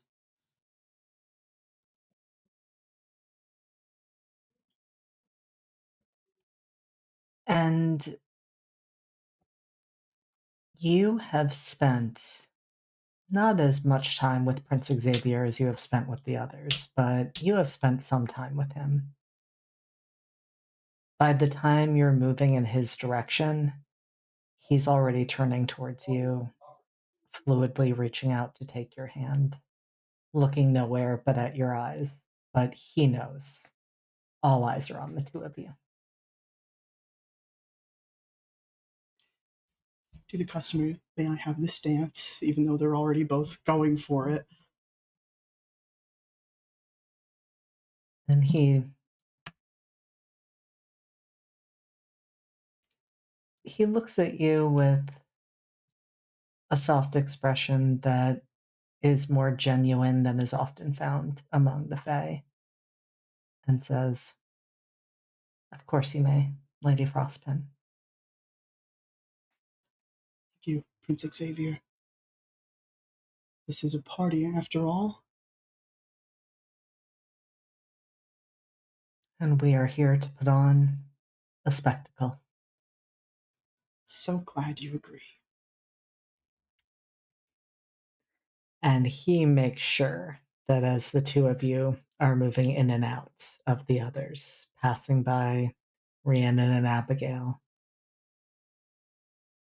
that the focus remains on the two of you watching winter and spring dance together.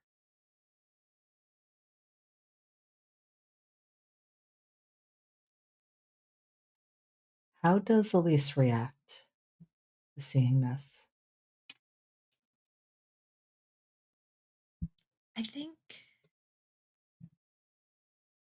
at the sort of like finally Octavia meets her eyes, there is unbridled excitement because these two have not gotten to speak in so long. And even just sort of like that acknowledgement is enough that Elise is reining it in a little bit so as to not cause a scene. She knows what's up. She knows what's going on with those two and is not trying to like no attention over here. Don't worry about it.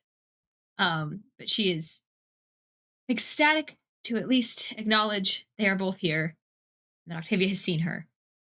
And Octavia would notice, actually looking at her for the first time, something that I don't think that anyone else would necessarily notice, which is that Elise has worn flowers in her hair to this. Unseasonable for autumn. She has worn snowdrops in her hair.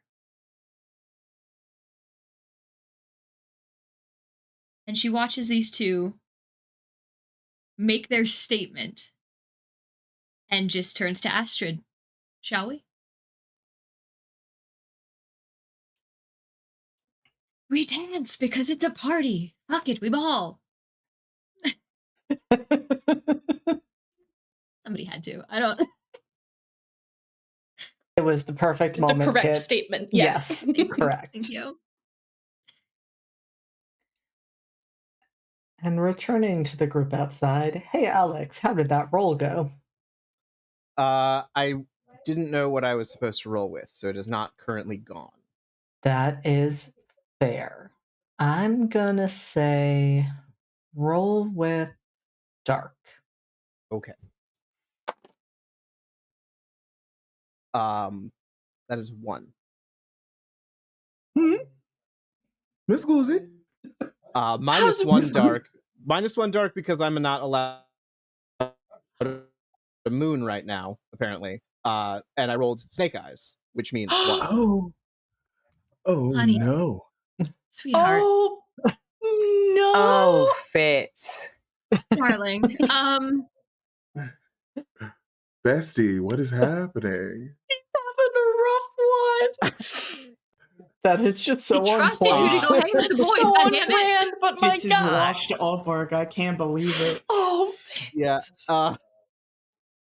What I actually think happens, if I may, JD, is Fitz's eyes normally are kind of gold at times when the moon hits them, or it's, whatever, has that sort of animalistic gleam to them. But Fitz takes a deep breath, and his eyes, when they open, are just red. Because Fitzwolf is being a little, I think, smashing at the gates. And so, he sort of straightens up in a way that, I don't know, Dorian, you haven't seen me in months, but the posture changes significantly. Carmen, the posture also changes significantly based on the hunting that we've done. And he sort of crouches down, and there's just a kind of muttering. Almost on all fours, getting down on the ground. And he's talking to himself, and it's very fast, and you can't hear what he's saying. But he seems very distracted all of a sudden.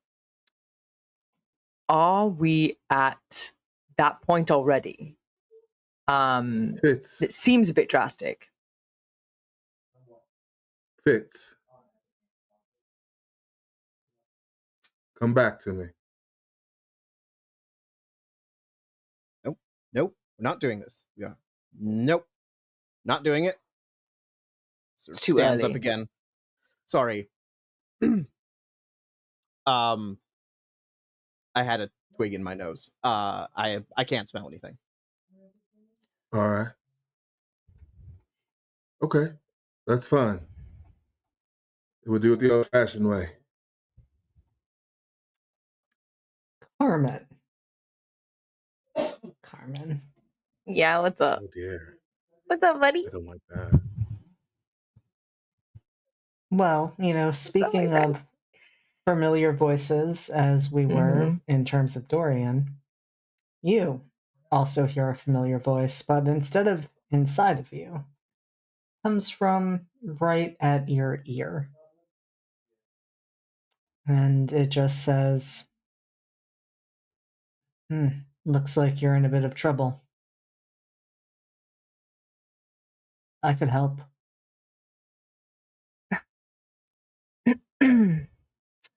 And I think as Dorian is trying to calm Fitz down, Carmen just kind of turns to the side and just says,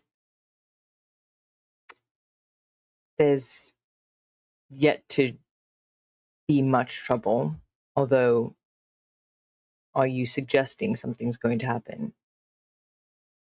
Oh, I'm suggesting something has already happened. But Is Rhiannon safe?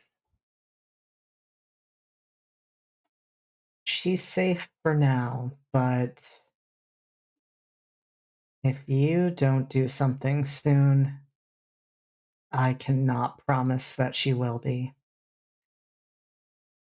You can make her safer. All you have to do is ask.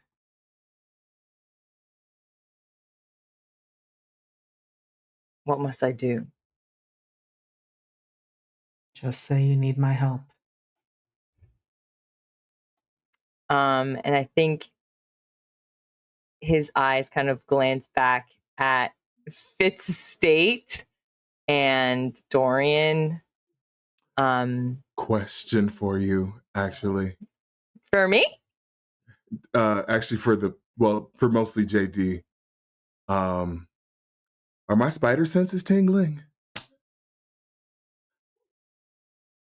How distracted are you with Fitz? I Well, am making a I'm whole scene. It's true. You are very distracting. However, the other part of me might not be. We're going to hold that thought for a moment, Dorian. Okay. We're going to hold that thought. God, fucking. Ah. Carmen.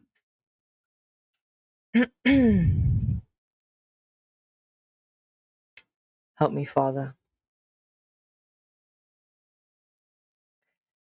And that is when your spider senses go off. Dorian, your head just like turns to Carmen, and you see him reach up into the air, and your friend sounds incredibly frustrated as he says, "We were too late. I allowed myself to get distracted. It's going to be fine, Dorian. We are going to help your friend. We are going to help Carmen." One, Karma's not my friend. Two, what do you mean? It's a fair point. Carmen, Fair I have no idea who this is. Never heard of him.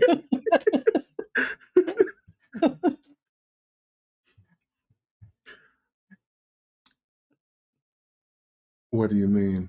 And then just sort of looking up at And Carmen, what'd you do?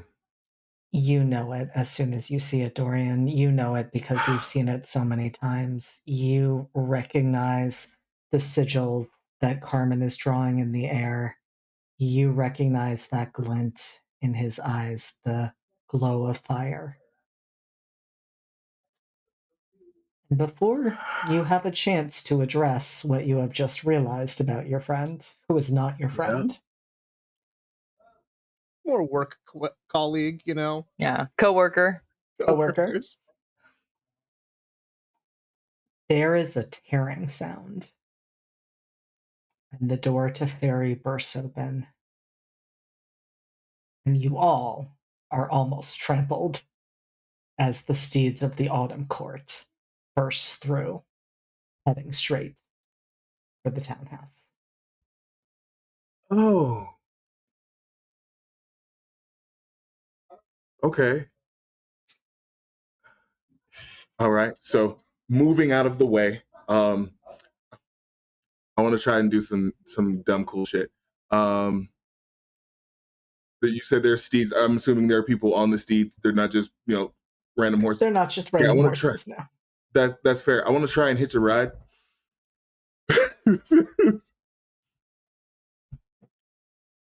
Fucking we will. You know, I'm just gonna give that to you because I love that so much, and Hell yeah. it is with your friend's help, not the dexterity. Sure. I mean, you do need some help with that, but the fact that the rider does not immediately throw you off is that as they glance over their shoulder, and they can't see your eyes because they're hidden behind the glasses, but there's a moment, and they nod, and they accept that you are hitching a ride with them. Great. And that it may even be good to have your presence there. Thank you. As I was sort of getting myself in position, I was looking at Fitz, like, Fitz, get it together, head back inside. You, Carmen, I'll deal with you later. And then whoop. I think Fitz had to like heave himself out of the way. Like he's not as light on his feet as he was 3 months ago. Soft living, not very rusty and out of practice. So he like hits the ground and has to like sort of ratchet himself back up. He's still fast though. That hasn't gone away. So I think once he's like got himself upright, he looks at Carmen and is like, I think we should probably be going back. I think the party's about to start.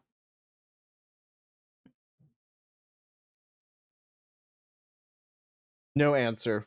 Fitz doesn't have wits right now. He's just running. And back inside, there are a few things that happen.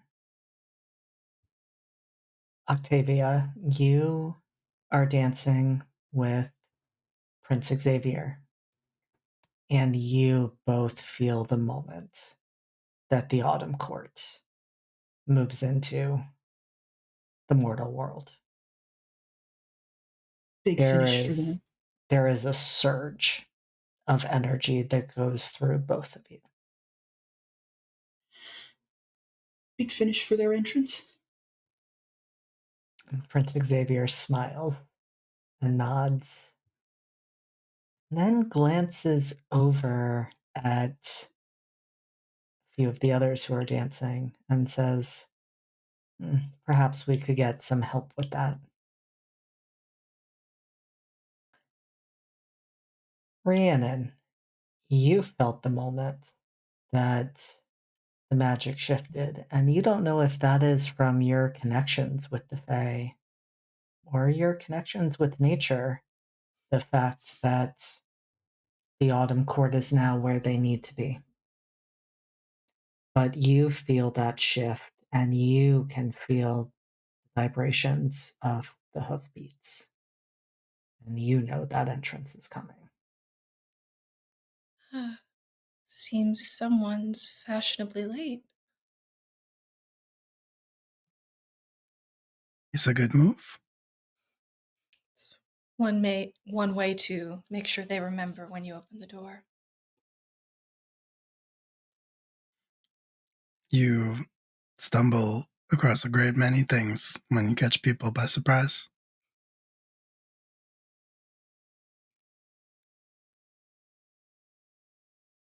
I wonder what stumbling the Winter Court might do in that case. Suppose we'll find out very soon. There are stumbles, and then there are steps designed to look like stumbling.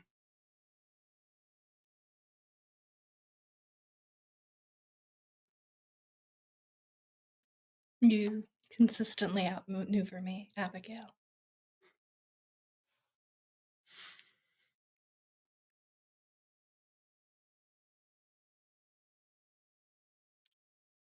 But Rhiannon, you are leading.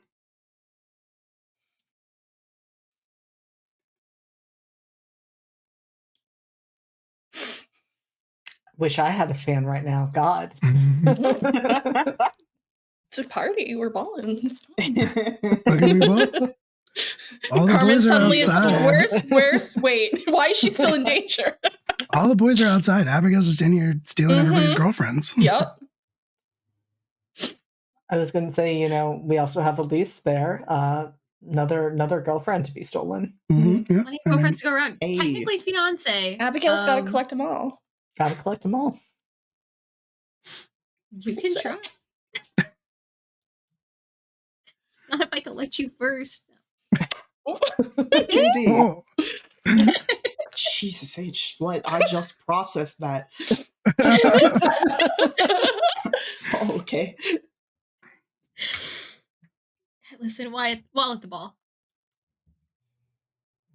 Can I tell you get the attention of the other two couples dancing that she's familiar with? 100%. Yes. As if she doesn't have it. Yeah. Both of you to assume. She will ask Xavier to follow her lead. And Xavier will accept and say, "Of course, Lady Frostpin."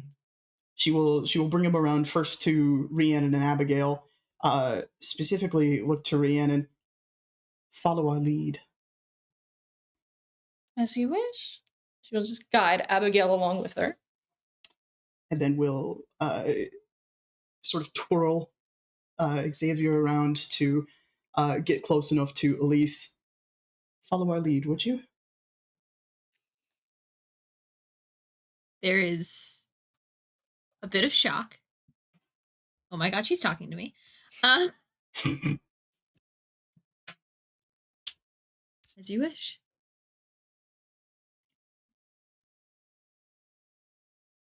I don't know if I'm allowed to take it further.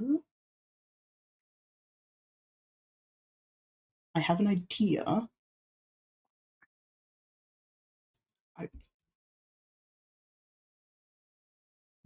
She's waiting for the timing to be right, but she dances around with Xavier and makes a point to ensure that at least Rhiannon is in step, because Rhiannon has magic not dissimilar to Xavier's, and is going to be intentionally frosting the ground underneath her to signal to Xavier to begin doing his thing as well.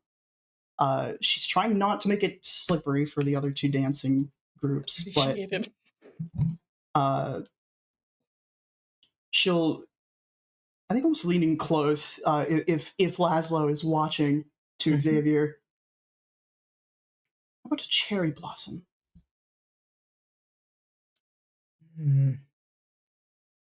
I like the way you think. A full cherry blossom or just the petals? You've got Duchess Carewood backing you up, so I'm thinking of full. And he nods and looks to Rhiannon and meets her eyes. And as he dips Octavia down for a moment, he lets his hand brush the ground. And as it rises, so does the trunk of a tree. And as he pulls her back up, she will run her hand along the trunk, and a little shoot of ice will sort of climb it and twirl around to whatever tallest branch may be. And as Rhiannon is leading Abigail, she will make sure to have her elbow brush against the tree as it grows and just push some magic in there to have the blossoms start pushing up and the branches dividing and dividing on top of each other. So it is just a wild tangle of cherry blossoms. Incredible.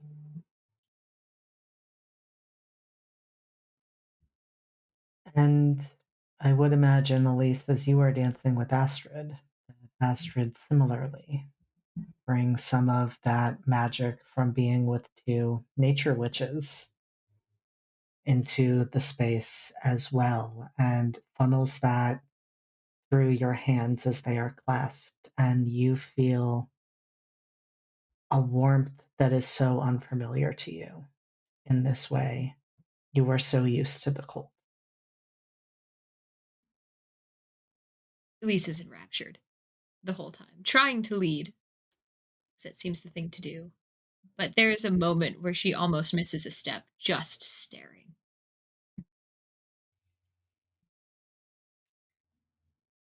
And all eyes are on the six of you in the midst of this, now dancing around this tree as the petals fall, coating the ice on the floor, intertwining with it, being encased in it.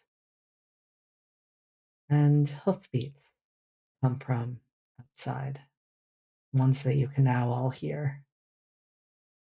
Out of curiosity, we know Fitz is fast. We know Carmen's not quite as fast. But how does this entrance look with the two of you in addition to the steeds and riders of the Autumn Court, of which Dorian has joined? So are they just busting in the door? Yes. Like Chef's steed and kiss all. moves. Good. Love it. I want to say there's just this like incredibly majestic parade, and then like 3 heartbeats later, Fitz like staggers in the door behind them, just like hands on his knees, like they're here. And then I presume Carmen comes up behind. I will accept nothing other than Carmen running into the party. You're welcome. Passes right into it. That killed me, dude. Oh my god. Oh my god. Okay. That's why we can't all be a Austrian. Yeah. There was Naruto running right up until the point of entry, okay? Then there's It's fine. The attention was on Fitz, so it's fine. Yeah, it's true. Yeah, I think Carmen definitely not as fast as Fitz, lags behind both the horses and his friend. So I think it takes a moment, probably even like a minute or so, before he kind of like finally steps up. Bae. Sorry, I got distracted. Bye, baby. It's a Sid and he is upset. He just wanted to dance. Ow, ow. Dorian's entrance was clearly a lot smoother. He will slide off of the horse before they stop, and is looking for Astrid as he does so. And you see the group on the dance floor, including Astrid. You see the tree that is now in the center that had been attracting all of the attention, though now that has shifted to the riders who have just made their way inside. And one of them, in fact, the one that you had hitched a ride with, steps up and says, "Welcome. Welcome, Queens Aurelia and Orla of the Autumn Court."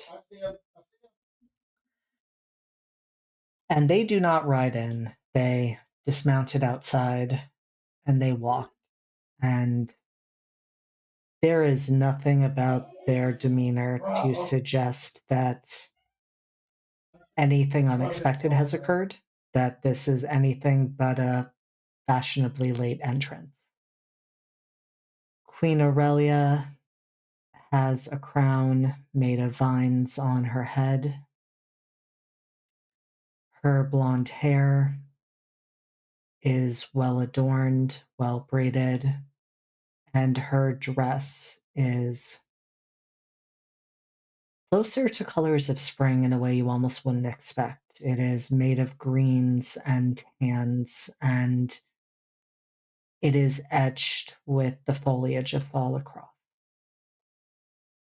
Her wife, Queen Orla, her red hair is almost a vibrantly alarming color. It seems almost alive. It moves and shifts around her shoulders. And her dress of purple gives more of the sense of the rot of the season, of the decay that begins at the point of autumn. And the two of them step in, and Prince Xavier steps away from you. Octavia, apologizing for needing to do so, but thanks you for a wonderful dance. Thank you for indulging me. Thank you for your creativity. And he steps up to greet them, and you feel that chill start to fade. And King Laszlo cannot hide the anger in his eyes. And I am curious in this moment, witnessing spring greet autumn for the first time ever,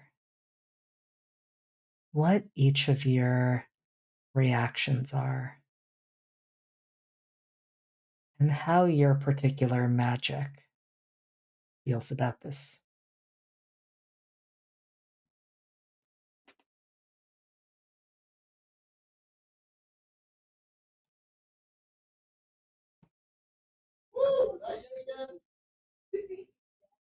Octavia?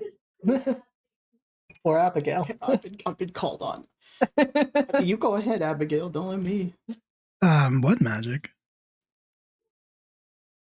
That is a very fair answer. I'm not doing anything rash.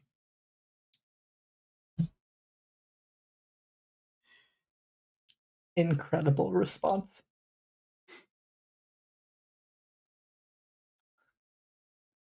I have a thought. But I'm going to ask Octavia what her reaction is before I go back to you, Abigail. Laszlo's not looking at her. So anyone who would see her would sort of see a little glint of hope fire back into her eyes. The bags under her eyes seem to fade just a little bit. And her magic, which has always been very reactive to her emotions, is very hopeful. It's that those ice patterns, the general better sense of control that she has over the frost that her family is known for. It's more chipper at the sight of seasons changing properly as they should.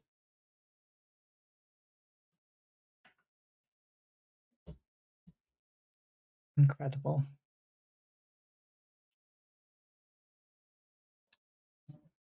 I think Dorian is looking at it mostly impassively.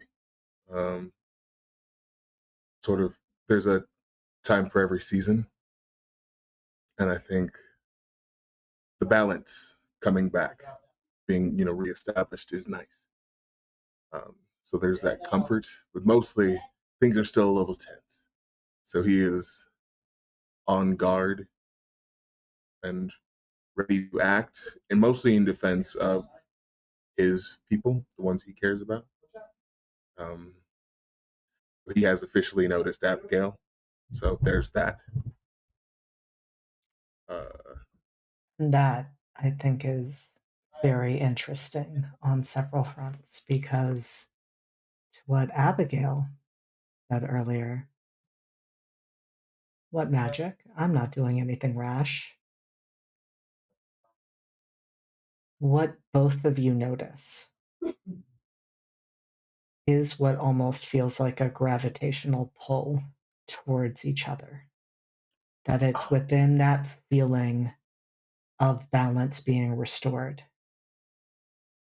you recognize that you are each other's opposite.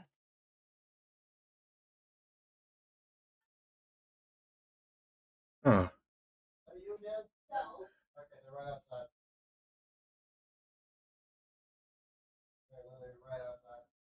Interesting.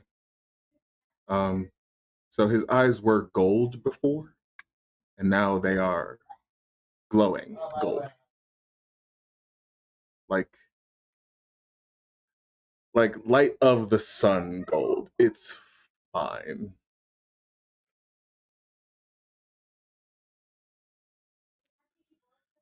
And I think meeting his gaze,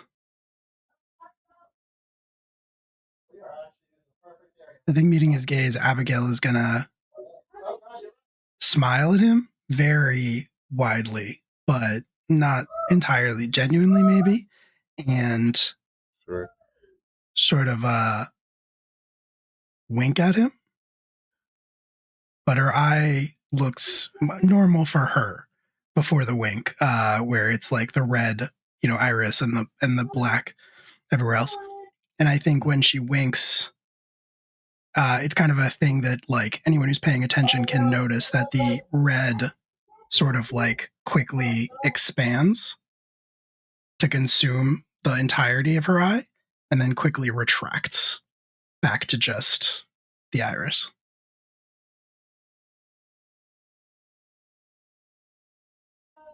There's a nod. But in fairness, I was covering his back. Like, that's what people trying to shoot him. I was just popping him. And Dorian, your friend,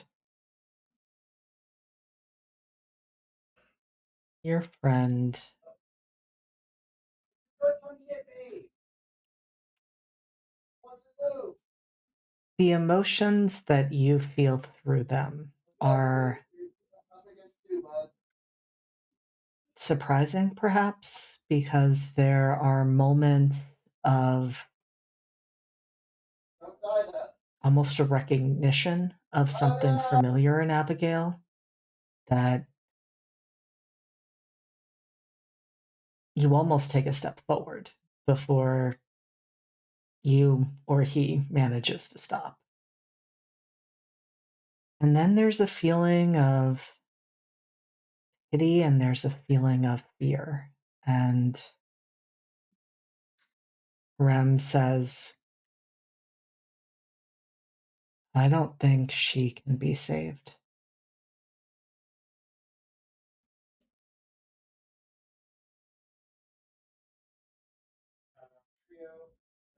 Are you sure?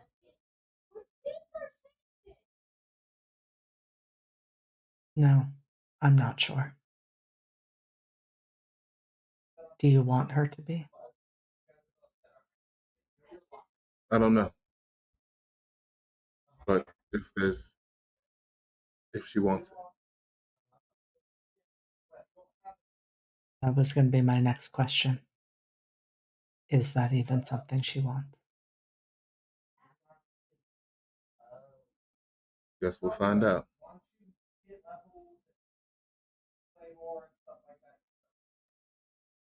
And so we'll leave the two of you there for a moment. I'm curious what our vampires slash court representative is experiencing as they are seeing this scene unfold. Well, I mean, as it was so eloquently put before by one of my compatriots here, what magic? At least doesn't have that. And I think that's part of why that look of absolute enrapture is back in full force because she's felt a bit of it now. Like, sort of being that, like, unintentional conduit for Astrid for a second, has felt a bit of that magic and is confused and delighted. And then, much like Octavia, seeing Autumn come in and sort of complete this trio, there's hope there. And of course, instinctually, she turns to Octavia and sees it reflected, and it just compounds. There is the hope that maybe we don't have to do a war. Maybe this is it. Maybe it will be a season to remember in a good way. But she doesn't forget who's behind them all. So it is pure unbridled hope, and all of that sort of compounding of it in a fraction of a second. And then it is fear, not for herself. Because Octavia started it this time.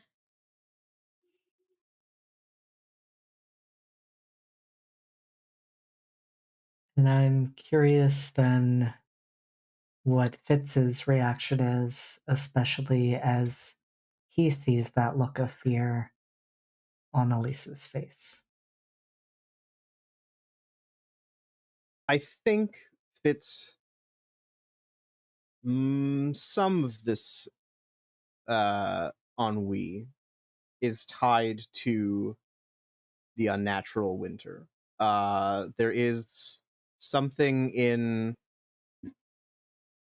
the werewolf brain that appreciates the cycles and requires that sense of order that has been disrupted. So I think subconsciously it's not solving the whole problem, but it is a weight that is gone or lifted in some way. But seeing fear on Elise is absolutely the last thing that we want. So I think he was like catching his breath, sees this, and when he crosses to them, it is a bit of old Fitz. The posture is back. The gaze is too intense again. He's not distracted, and he just very gently comes up beside and says, apologies for my absence. You look like you've had fun. It has certainly been a night to remember. Just hold out the arm. With not an elaborately silly bow, but still like a little cocksure nod and wink. Trying his best to buoy spirits. I think it works. And she's quick to, if it doesn't, at least pretend that it does. Because hey, it's Fitz. Like actually, this time. And that's been a minute. So we're gonna take it. And I think we'll sort of, do the requisite bows to Astrid for, finish a dance and all that. Take it. You all had a good walk. And that word is loaded. I think Fitz's eyes drift over to Carmen, who he can only assume is the one who's responsible for all of this based on what he saw. And he's proud of Carmen because this has been an ongoing Fitz project. And he's also, there's just like that little bit of pride in himself for like, yes, I was smart to bring Carmen outside. Good job, Fitz. You're not a complete fuck up. Even though you did completely fuck up this whole fucking evening. And indeed, this entire last few fucking months have just been a goddamn mess, but you did this one thing right, buddy. We take what we so can he gives Carmen a little nod and smile and says, yeah, yes. It was quite invigorating. It's nice to start to see the leaves change again. That it is. And then there is a look back. Not turning, but like looking in the direction of if they were to turn towards the king and queen of winter, where they stand, just to sort of like, draw attention back. Like, yes, this is happening. This is great. They are posturing. We'll sort it. Dealt with worse, I think.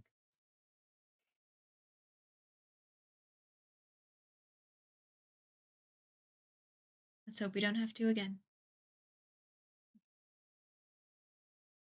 I think we've earned a little I will peace. say, speaking of Carmen, we are going to check in on him as well, as he has re-entered. Carmen, you don't feel it until the moment you step through the doors, but there is another puppet string attaching you to Father Adams. And I think as he steps in, there's a little like shoulder twitch. And he walks straight up to Rhiannon. And just says, "You're safe." Of course. It looks like the trouble's been held off for now, I suppose. What happened out there? Fitz was having a bit of a meltdown, but he's had a bit to drink, so. And then the autumn court came, so it's been a night. I hope you've been having a good time. Oh, of course. Abigail was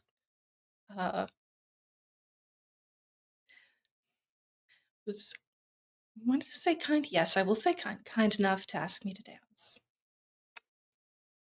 She. Lovely. And did you figure out what was preventing them from showing up? I think they were just caught at the gates, I suppose. But I don't really understand Fey magic. There, that's more Lady Frostpin's domain.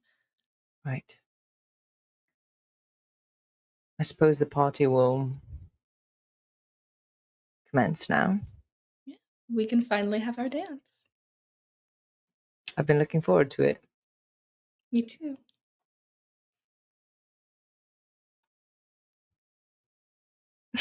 And it is at that moment that the I did have a Autumn question. Yeah, did I feel any weird magic on Carmen? Because Rhiannon had been trying for a time to pick through that ritual space to figure out why the ritual worked. And there was too much strong magic from both her and Abigail's influence for her to find anything underneath. She getting a sense of anything coming off of Carmen? Give me a roll with dark. I think dark is my best stat. So now I've probably jinxed it. That was close. The first one was 1, but the next one was a 6. And 9. JD. Yes. From across the room, or wherever she is standing, I think Abigail is taking note of this interaction. Maybe sees the look that Rhiannon quickly shoots in Carmen's direction. And very subtly, hand at her side, is just going to snap her finger. It's going to create a little spark as she does so. And I would like to use my move, Mamon's Plaything, I'd like to spend a string that I have on Rhiannon to add 1 to the roll, making it a 10. And on a 10 up, I get to choose the result. Please. Absolutely. When you jumped in, I was like, I hope. Yes. Please. What is the result, Abigail? What are the options for this is Gaze into the Abyss? Essentially, Okay. this would mostly be Rhiannon being able to feel the infernal magic radiating off of Carmen and what that might mean. Amazing.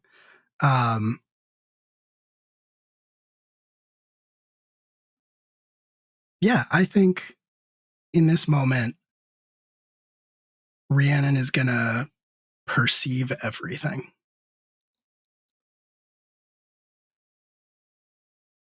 I think all Abigail is doing is just showing Rhiannon the unfiltered truth.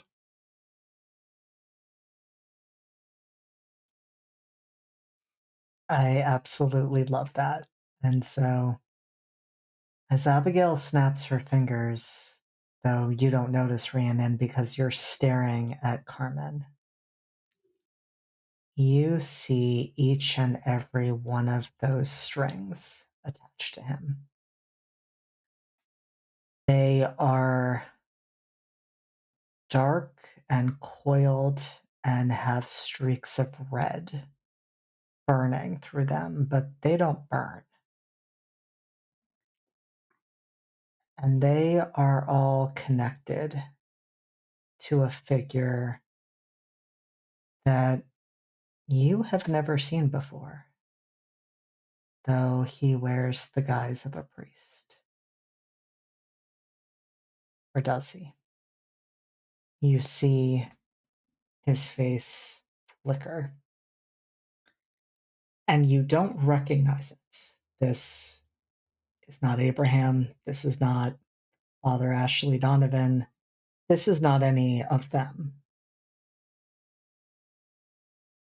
But they are not human. They are unnaturally beautiful. And their eyes are a vibrant green as they meet yours. So they're not physically in the room, but it's like across to. Okay, so I've been noticed. Cool. And she's just kind of keeping her gaze locked on the figure, but she just kind of gently touches Carmen's shoulder. And I think with the way that, excuse me, that is a tantrum. We don't do that, Sid. Who's clawing the sofa because I wasn't petting him. Ruined the moment. The way the autumn magic had affected her, she already had the hellebore in her hair for autumn. But I think with kind of nature feeling like it was trying to balance itself, there was a blossom of violets for winter, and there was blooms of hyacinth for spring, and then all in shades of purple. And then the last flower that bloomed in her hair was a bright crimson hibiscus for summer. And she just kind of touches Carmen's arm and just says, if you were in trouble, you would tell me, right?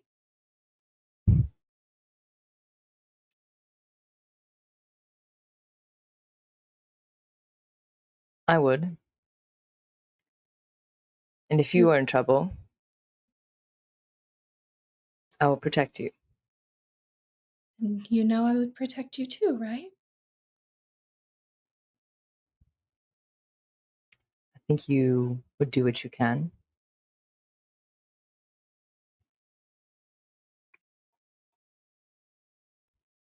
You promise to tell me?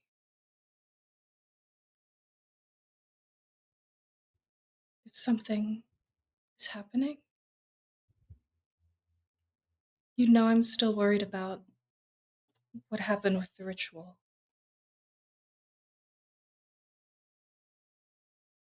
You haven't felt any changes at all?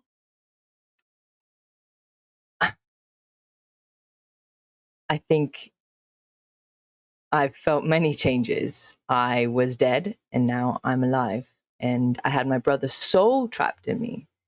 And now he is of a mind and body once more.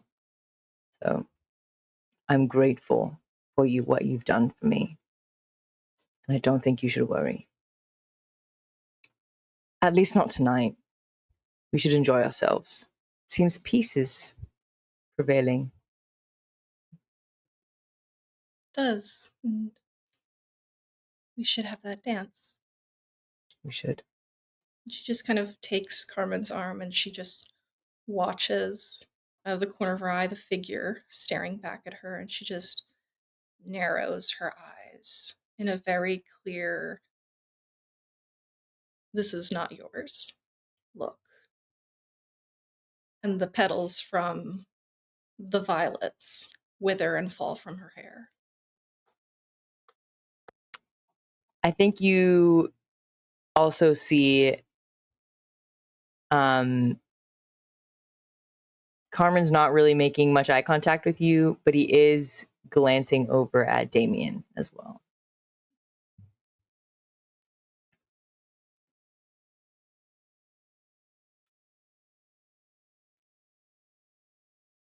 And Damien is looking at you, Carmen,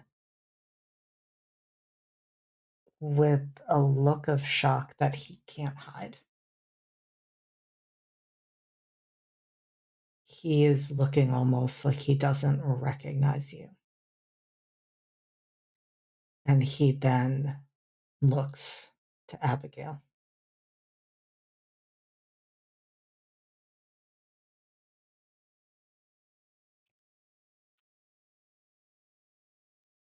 What can I read? What can I read off of Damien? You get the sense he might not be seeing exactly what Rhiannon did, but he is seeing something similar. Okay.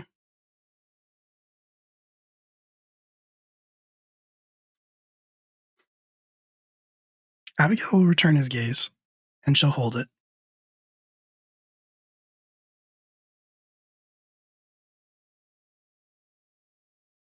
He just nods to you, and it's a little hard to gauge what it means, whether it's a "we need to talk later about this," whether it's even a bit of a resigned "this is the way things are." But you're pretty sure this is not the final encounter the two of you will have about this. The one thing I will say is there's nothing angry or accusing in the look. It's more of a "fuck, this is a problem I didn't know I was going to have to deal with." Mm-hmm. Mm-hmm. Yep.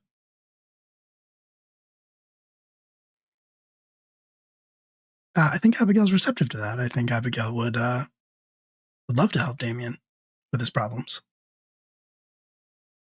And by problems, you mean Carmen. You said it, not me. All this disrespect. Didn't have to. We all knew it. So, God, I feel like we got to do it, but I also want to let, like, Octavia, you got shit to do, I guess, probably.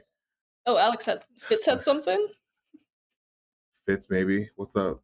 I had an Octavia moment I wanted to have. Perfect. And if you'd like to do that, I gotta talk to Abigail. It's going to have to happen. It's gotta.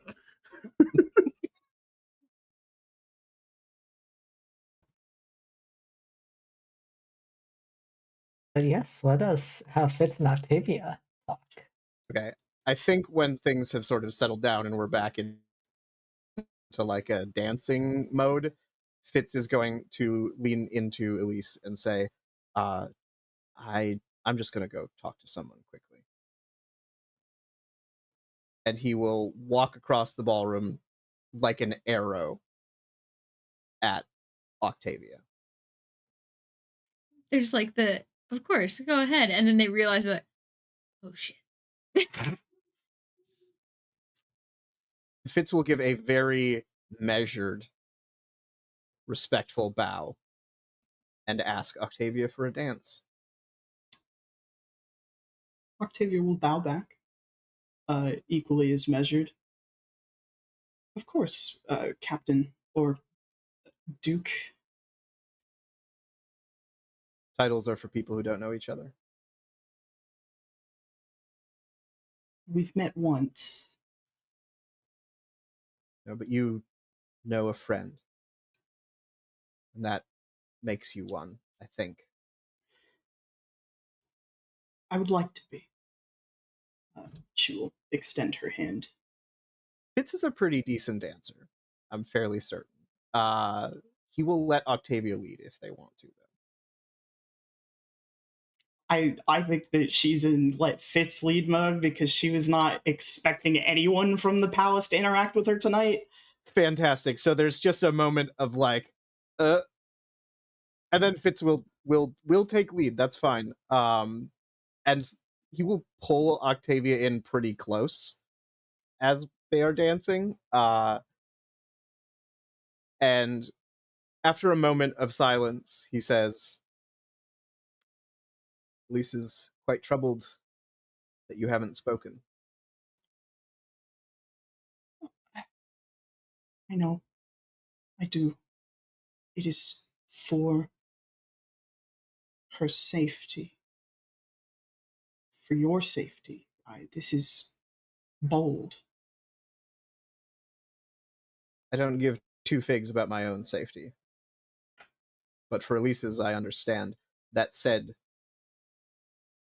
you are causing pain to someone I love quite dearly.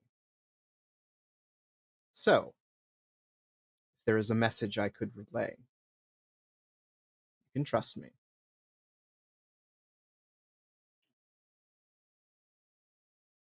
No need for letters that can be intercepted. I think the three of us could talk. If you can have her and you meet us by the back way. Outside. Anywhere. Pick your place.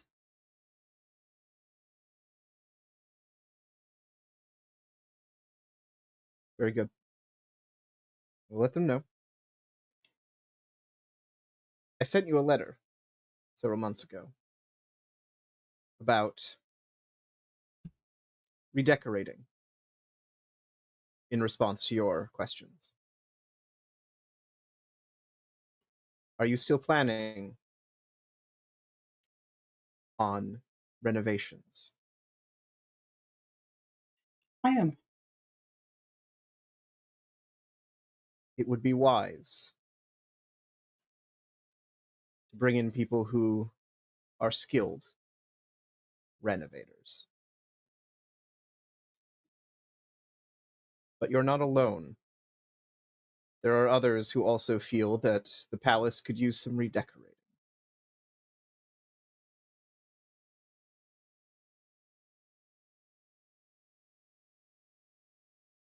My attentions with regards to these renovators and recruiting could be heard to focus that way afterwards.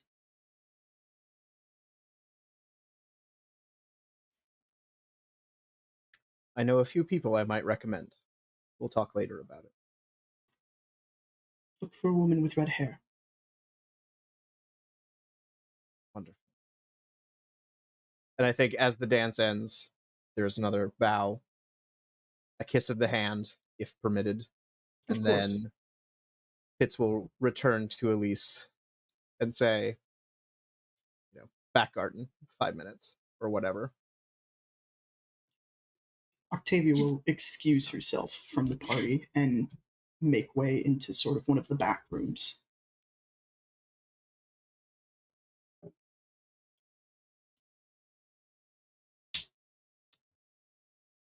Was that? You've got me back. I'm just doing what I do best. causing problems. It's good to have you back. Little peck on the cheek. Anything for you, dear.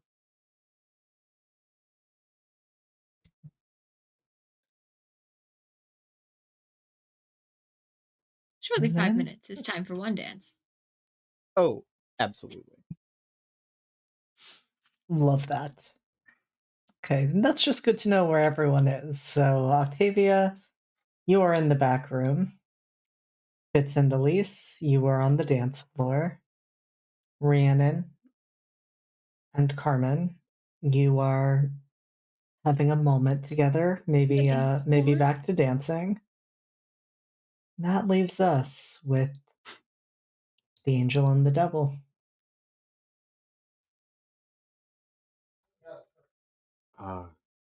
Dorian has made sure that Astrid is settled. And he's made note that he wants to have a quick conversation, perhaps a dance, with Miss Donatelli. And then he will make his way over towards her. Miss Donatelli.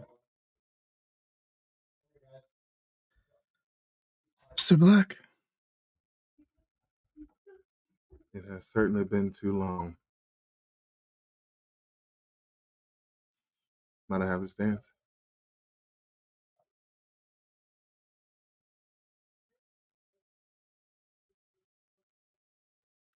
I don't see why not. Remember, he will take Abigail onto the dance floor. Did you enjoy your time away? It was enlightening. Good. Glad to hear that. You look well. How's to you? Seems the time away did us both. Well, I was still here, I suppose, but a little occupied. I can see that. This, what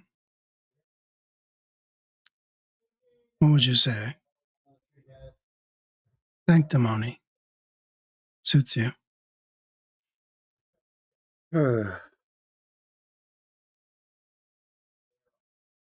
It was a choice I got to make for myself. It's one of the few that I've had recently. It's been nice.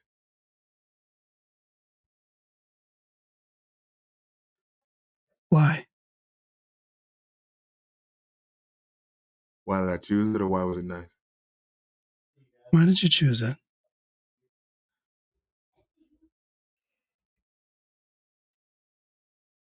Because I was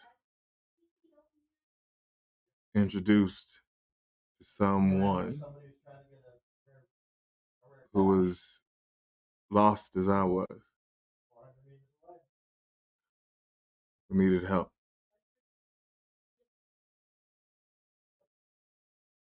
Needed assistance, and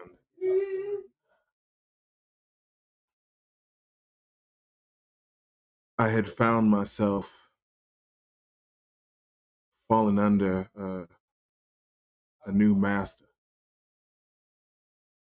previously. I had put myself under the delusion of control, of choice, and that's absolutely not what had happened. Now, I get to do for myself and for another.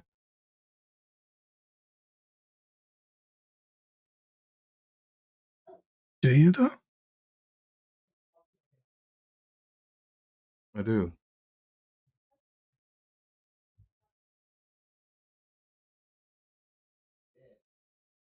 You see something different?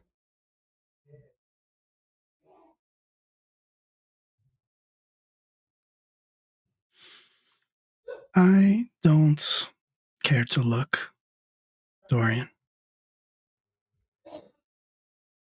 That's fair.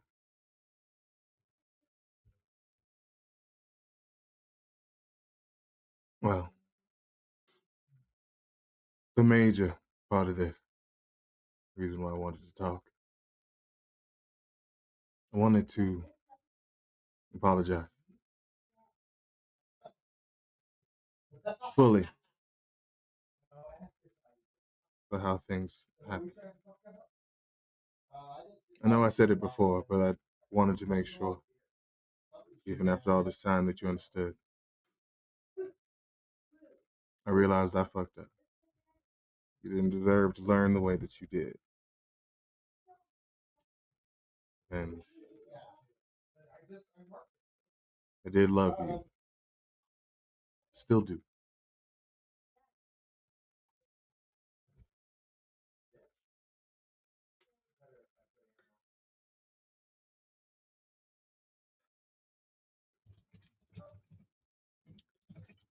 I could have forgiven nearly anything. Quite a lot, especially considering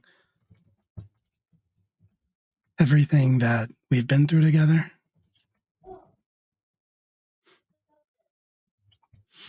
But do you remember why we went through all of that together?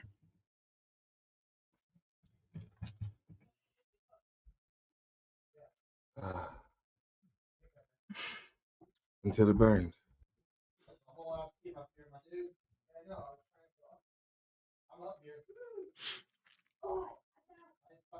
I have spent all night figuring out what every person in this room wants. But I don't need to ask you. Because you have lied to me so many times. Everything that we did, everything that we went through was so that you could be free. You could be out from under my father's thumb. Could make your way out into the world and be anything that you wanted to be.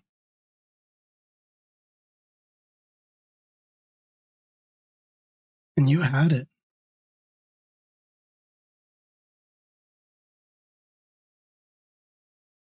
Regardless of what happened to me, what I went through, what I endured,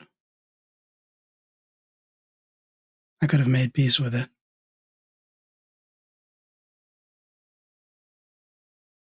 But here you are, with a new master.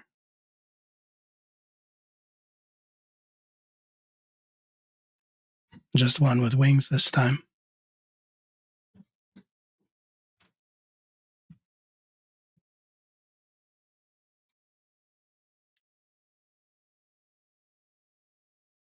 I didn't lie. Well, I'll say I didn't intentionally lie. What I wanted in the end changed. Who I wanted.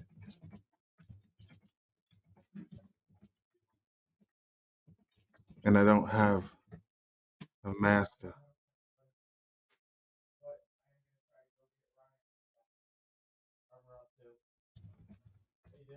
Not anymore.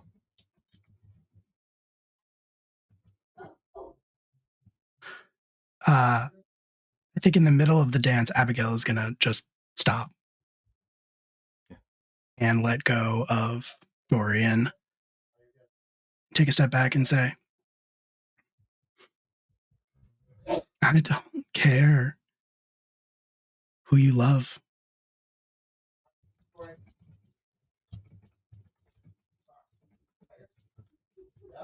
I don't. But you could have taken her and gone far away from this place.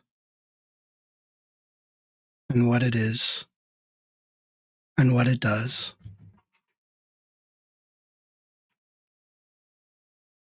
And yet here you are.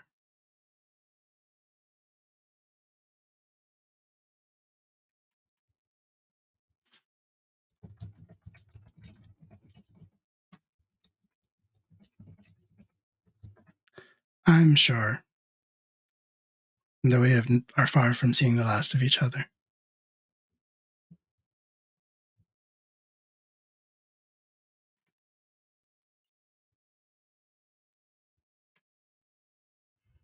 But please believe me when I say that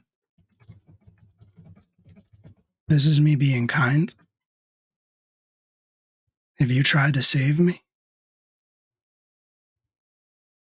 I won't be. Well, that answers my question.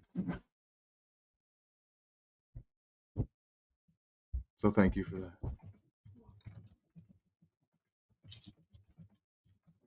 You have a good night, Miss Donatelli. I always do.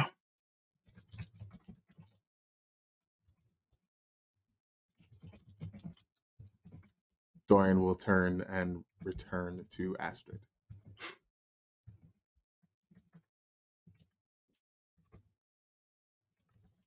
And well, we thought tonight could not get any spicier after these interactions. Lady Frostpin, as you are waiting in that back room, the others dancing, someone you did not expect to see rushes in. It's Helix, and they were not invited to this. You are well aware of that. Holy shit. So they come running in, like looking for you, looking at you. Hey, Octavia, what are you doing right now? Taking a breather? What are you doing here?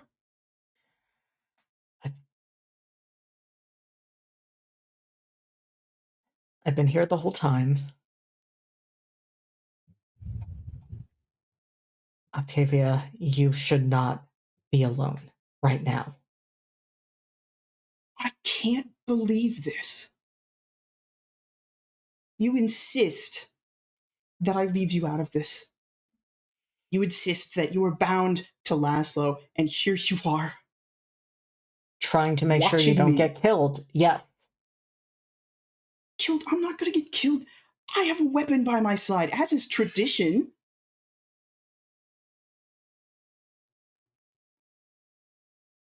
Octavia, I am asking you to not be on your own right now.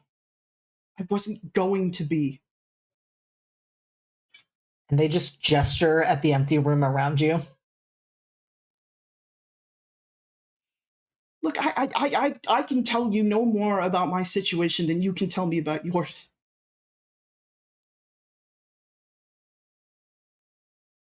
For our safety, remember?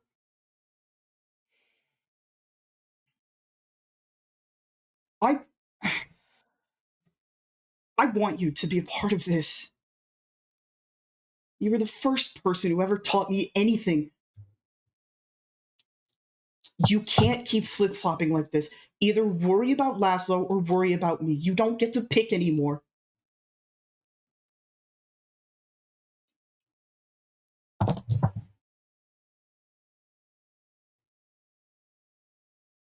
And they can't say anything for several moments. And for the first time since you have ever known them, Octavia, you see tears in their eyes. Tears that immediately turn to ice as they fall. And they give you a very sad look and say,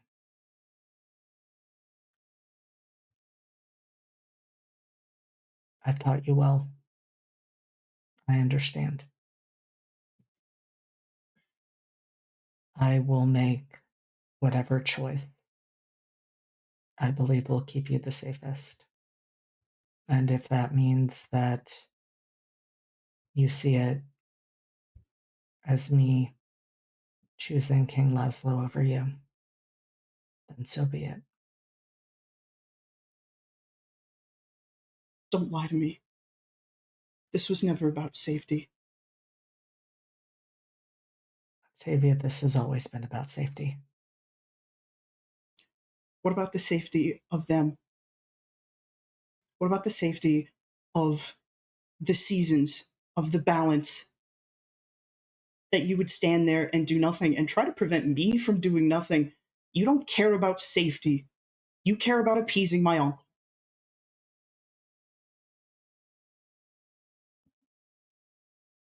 And if you tell him anything, I will never forgive you. I want to see you on the other side of this, free from the shackles that you so desperately hold on to.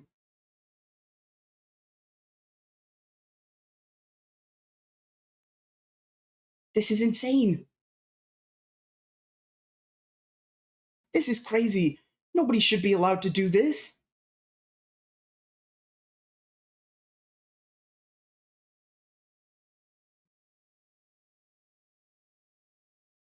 This perhaps is where my training and my teaching failed. We don't make rash movements, Octavia. We play games that last centuries. And you cannot see from where you are sitting what each of the moves that are happening tonight, moves that are about to happen imminently, you cannot see where they are going to land from your vantage point right now.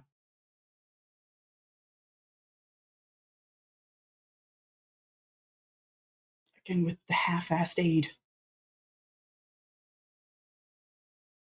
All the ominous warnings and none of the information that would actually help me.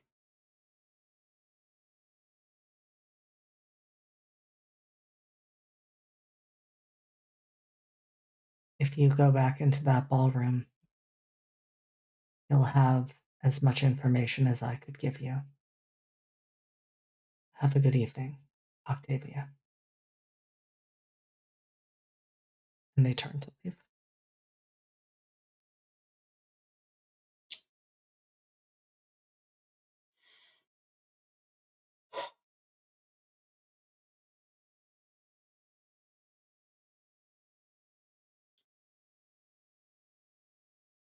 She sits there for a long moment before drawing her blade and stepping back out into the ball.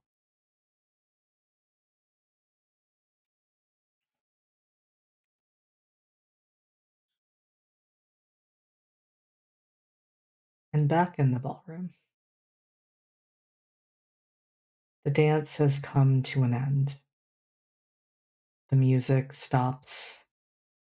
There is a lull of silence before Queen Zorelia and Orla step up and say,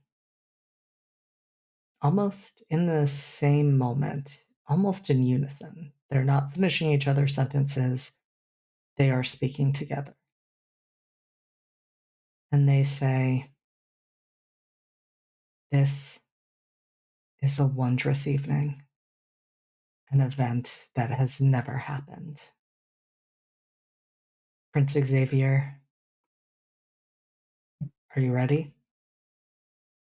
And he steps forward and takes each of their hands. And you feel not quite the balance because it's not meant to come from spring, it's meant to come from summer. But you feel that shift happen, especially as Xavier steps to the side and Princess Delphine of the Summer Court steps up. And she takes Orla's hand and Xavier's hand, Aurelia holding the others. And the four of them stand together. And the ice that had encased the cherry blossom tree shatters and starts to melt on the floor.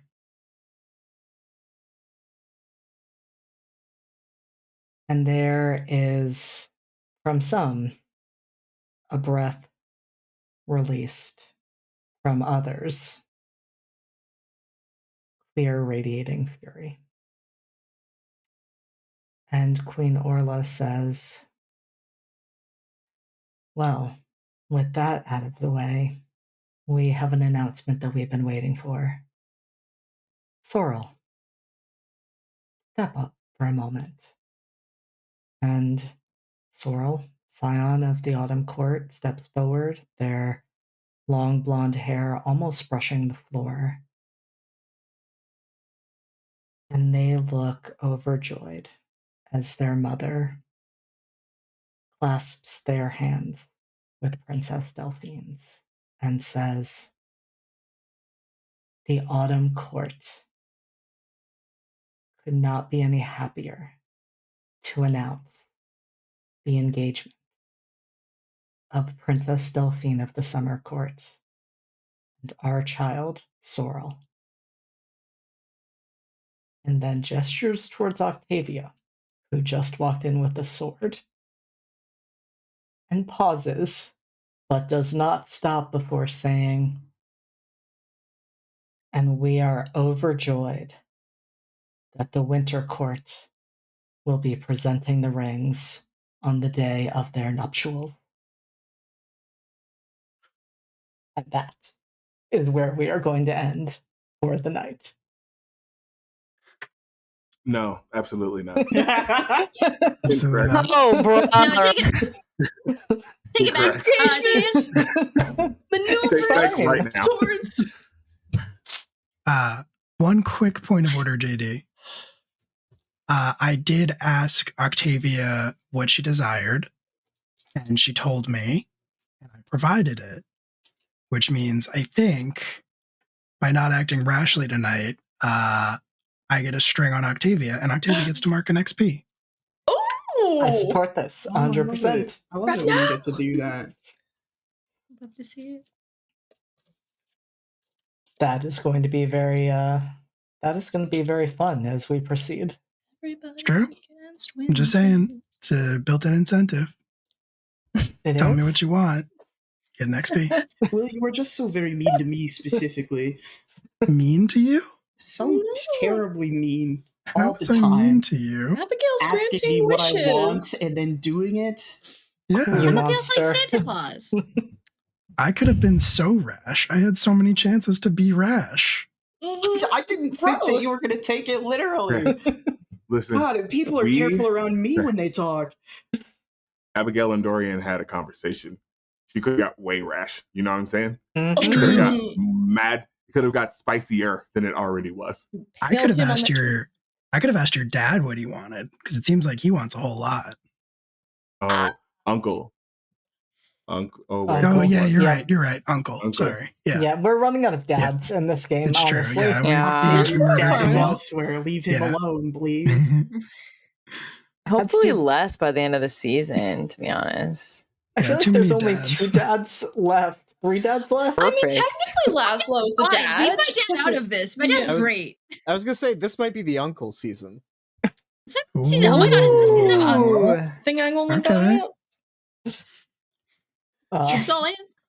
Amazing. You said pieces are gonna fall, and I was like, oh, I guess I'm killing Laszlo tonight. Just like, she's just gonna Like, I'm ready to. party. Oh, we're getting married. Whoops. It's a ceremonial sword. It's Yeah. ceremonial. It was for the It's for ceremony. This is totally a pledge sword. It's fine. No. It's totally decoration. Don't even worry It's about an it. abstinent Prop sword for the happy couple. It's a promise sword. Get out. Always remember, leave space for the winter court. Okay. Leave space for Octavia. So that's like that much. How like long? one How long the sword, plate is? Need to fill approximately. the chill Sword length, between got it, you. got it, got There it. is no warmth. Got it. Submit You the all are consent. unhinged. Did the winter court approve? Carmen, I can't Correct. believe you Yes, if made a there's someone you're deal forgetting to with ask. the demon for a thing that Rhiannon has the ability to do is open a door to another room. It's gonna be fine. You didn't know Carmen that? just wanted It's to so move fine. around. You didn't know Carmen that? just wanted to for Carmen. To be fair, it is the most Carmen thing It Carmen is. could have ever It done. is. Pretty Absolutely Carmen correct. of them. Absolutely correct. Now I got a face though, so. He was at that time himself, so yes.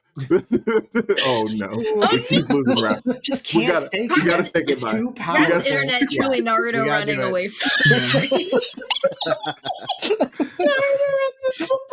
No, Whoop. Raph. Naruto runs off the stream like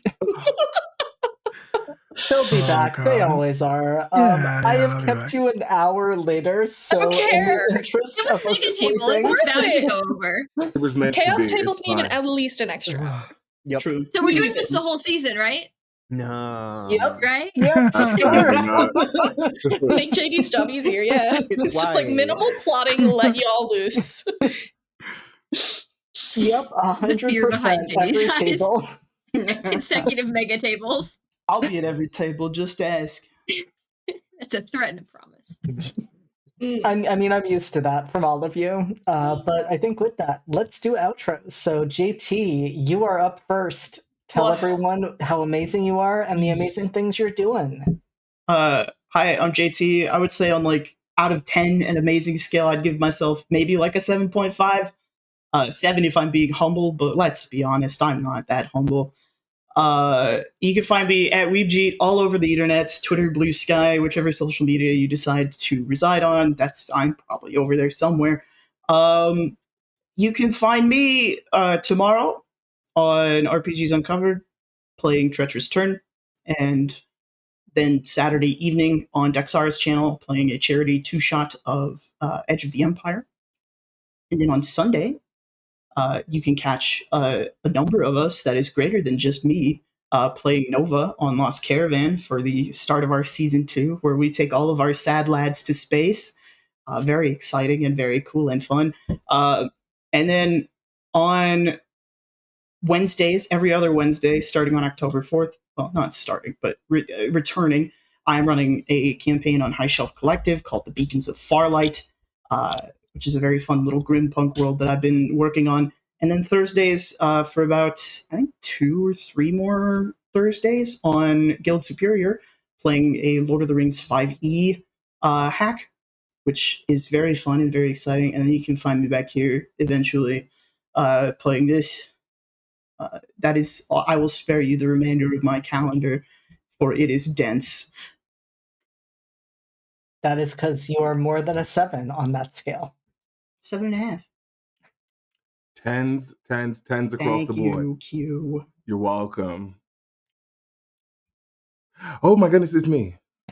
I didn't know we were doing this today. Hi, I'm Q. I'm Midnight Inc. on the internet. So it's Midnight_INQ. Q is my name. I'm sure you get it. I am doing things and also stuff. A lot of it is here currently. I am every other Tuesday, like the one that just happened, and like 2 weeks from now, doing Cold Iron, which is a Changeling the Lost actual play run by Alex, my darling, my dear, with a bunch of cool people in here. So that's been great. I have Redacted. I missed yesterday because I was otherwise occupied, and apparently stuff happened, which is fine. It's fine. I've got other projects starting up very soon, so be on the lookout. I am part of the production team for Tales from Table Studios. Brain is fried. It's been a week. So look out there, come hang out. And then I also like Magic the Gathering. I've been trying to get stuff together, but your boy's busy, so Friday Night Magic isn't happening like I wanted to. It's fine. Everything is fine. Anyway, that's it for me. Hello, hi. My name is Will. I do stuff here at Life in the Apocalypse. I was Abigail tonight for the first time in a long time, and it feels good. I missed her. I have been not around, but I guess I'm around now. So this Tuesday, God, I haven't done this in forever. This Tuesday, I think we're doing class reunion. I think class reunion is coming back this Tuesday, so check it out. And that's going to be really real cool. It's going to be a lot of fun. I miss that game and those people a lot. I'm also in Cold Iron. I don't know. I haven't done this in a long time. I'm doing some stuff on Crossroad Games at some point in the future, and I've done a bunch of stuff that's going to be coming out at some point in the future. I'm on social media at a Will M Scream pretty much everywhere. I'm not using them, and I don't know if I ever will again, but they're out there if you want to find them. And that's it, I guess, for me. Incredible. Will. Hi. Hello. I'm Alex. I was depressed Fitz and then regular Fitz tonight. What am I doing with my life? I am writing games, as I am wont to do. I write in the Backwards universe. We've got two new projects coming out. Our Kickstarter has an official launch date of October the 3rd.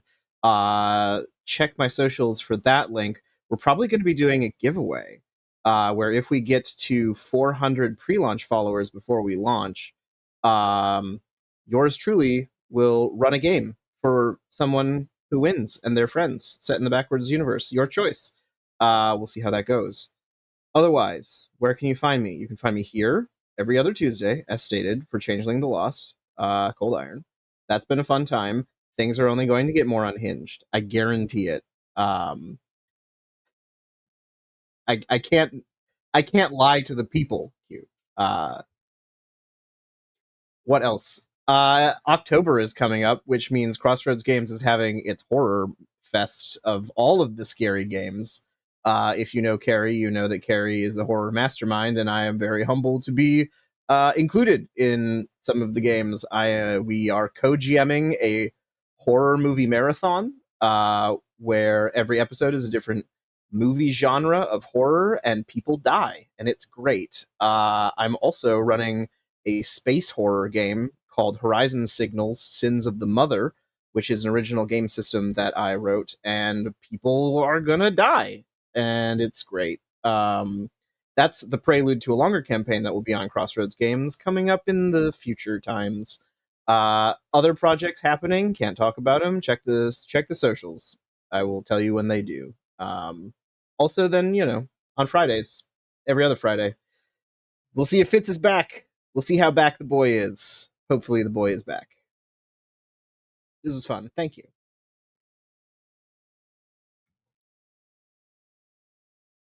Hi, it's me, and also Vincent. Hey y'all. I'm Kit. You can find me most places on the internet at Kit Roll or on Twitter while it's burning at Kit Roll Cause. I'm getting off there. Don't worry about it. It's fine. Find me other places. Wow. Specifically coming up, you can find me every other Saturday except for we're off this week on the Lost Caravan with Fatal Ascension, our Fabula Ultima campaign. Can you chill for a second? Yeah, Fatal Ascension, our Fabula Ultima campaign, where I play everyone's favorite automaton on the run from multiple countries. Don't worry about it. It's fun. She's just a little guy, done nothing wrong in her life, no war crimes. Don't worry about it. It's fine. Every other Wednesday, you can catch me in JT's Beacons of Farlight. Their beautiful new campaign. It's so much fun. It's a delightful little romp over on High Shelf Collective. We're using the beacon system, and I'm playing a little elemental shapeshifter looking for answers and acceptance 300 years after the fall of civilization. Don't worry about it. It's fine. There's a theme. If you're looking for new systems, keep an eye out for Cottages and Cerberus. It's a cozy cottage core meets Monster Hunter situation that I am lucky enough to be helping to edit and put together. So it is on Kickstarter right now. It is a delight. There is bonkers deep character customization, Spoon Theory inspired mechanics, and it's like chill farming sim vibes, honestly. So there's a couple of actual plays out on Chaotic Goat Productions on Twitch here. Or you can go check it out yourself on Kickstarter and go get it. We're funded. I'm still baffled by that. So, yeah, it's fun and awesome. And of course, if you like magical girls, queer narratives, and stories of hope amongst defeat, catch Bloomenblight. It's our Girl by Moonlight actual play podcast. It is available wherever you do podcasts. If it's not, tell me. I'll put it there. I promise. That's a threat. For all things Bloomenblight, find us on the socials at Bloomenblight. Wow. I don't know if you can hear her screaming off screen. But yeah, all the socials at Bloomenblight, and for transcripts of all of the episodes, because I'm a stickler for that nonsense, bloomenblight.com. I think that's all I got for now that I'm allowed to talk about. But peep the socials, where I will drop things, as I am legally allowed.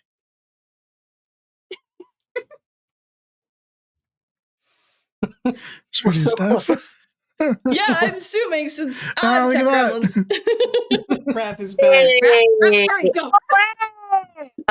What's up? I'm Raph. I played Carmen tonight. I am in some things as well. What's today? Friday? Next Tuesday, I will be back in class reunion as a big boy. And then the Tuesday after that, I'm also in Cold Iron, and I'm also very normal in that. And then the Thursday after that, I'm also in Redacted, and I'm actually the most normal in that game. Super normal, super fine, super chill. I've also managed to capture a Pepita, so she's gonna say goodnight to everybody now. Yes. She hates being held, and she hates everything. Passive news. She doesn't like anyone. anyone. Dubs in chat. So She's so angry. Oh, a tuft of hair just fell off. So fucking mad. Anyway, she's angry all the time, but it's fine, and I am normal all the time. So anyway, I think that's it, right? Yeah. Oh, and then I'll be here.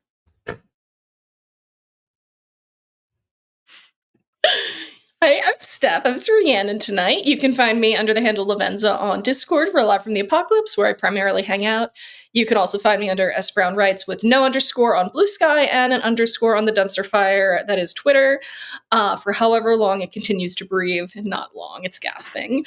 You can find me for the rest of the season every other week as Rhiannon, trying to figure out how to murder a demon priest. It's going to go great for her, I'm sure. You can also catch me this coming Wednesday with Bleak Season for the finale of our Penny Dreadful game, Strange Death in Paradise. And then every other Thursday, you can find me in Redacted, where I usually play Kai, but I am now playing the actual worst, Rebecca. She's fucking terrible. She and Sophie are really competing for that top crown of the worst, actually. We're gonna see who wins. Mm-hmm. That's not correct. You haven't even seen the revelations. All right, it's midnight. There are social links in the chat. There's a Discord link in the chat. We're gonna read High Shelf Collective. Say goodnight, everybody. Good night, everybody. Good night, everybody. Good night.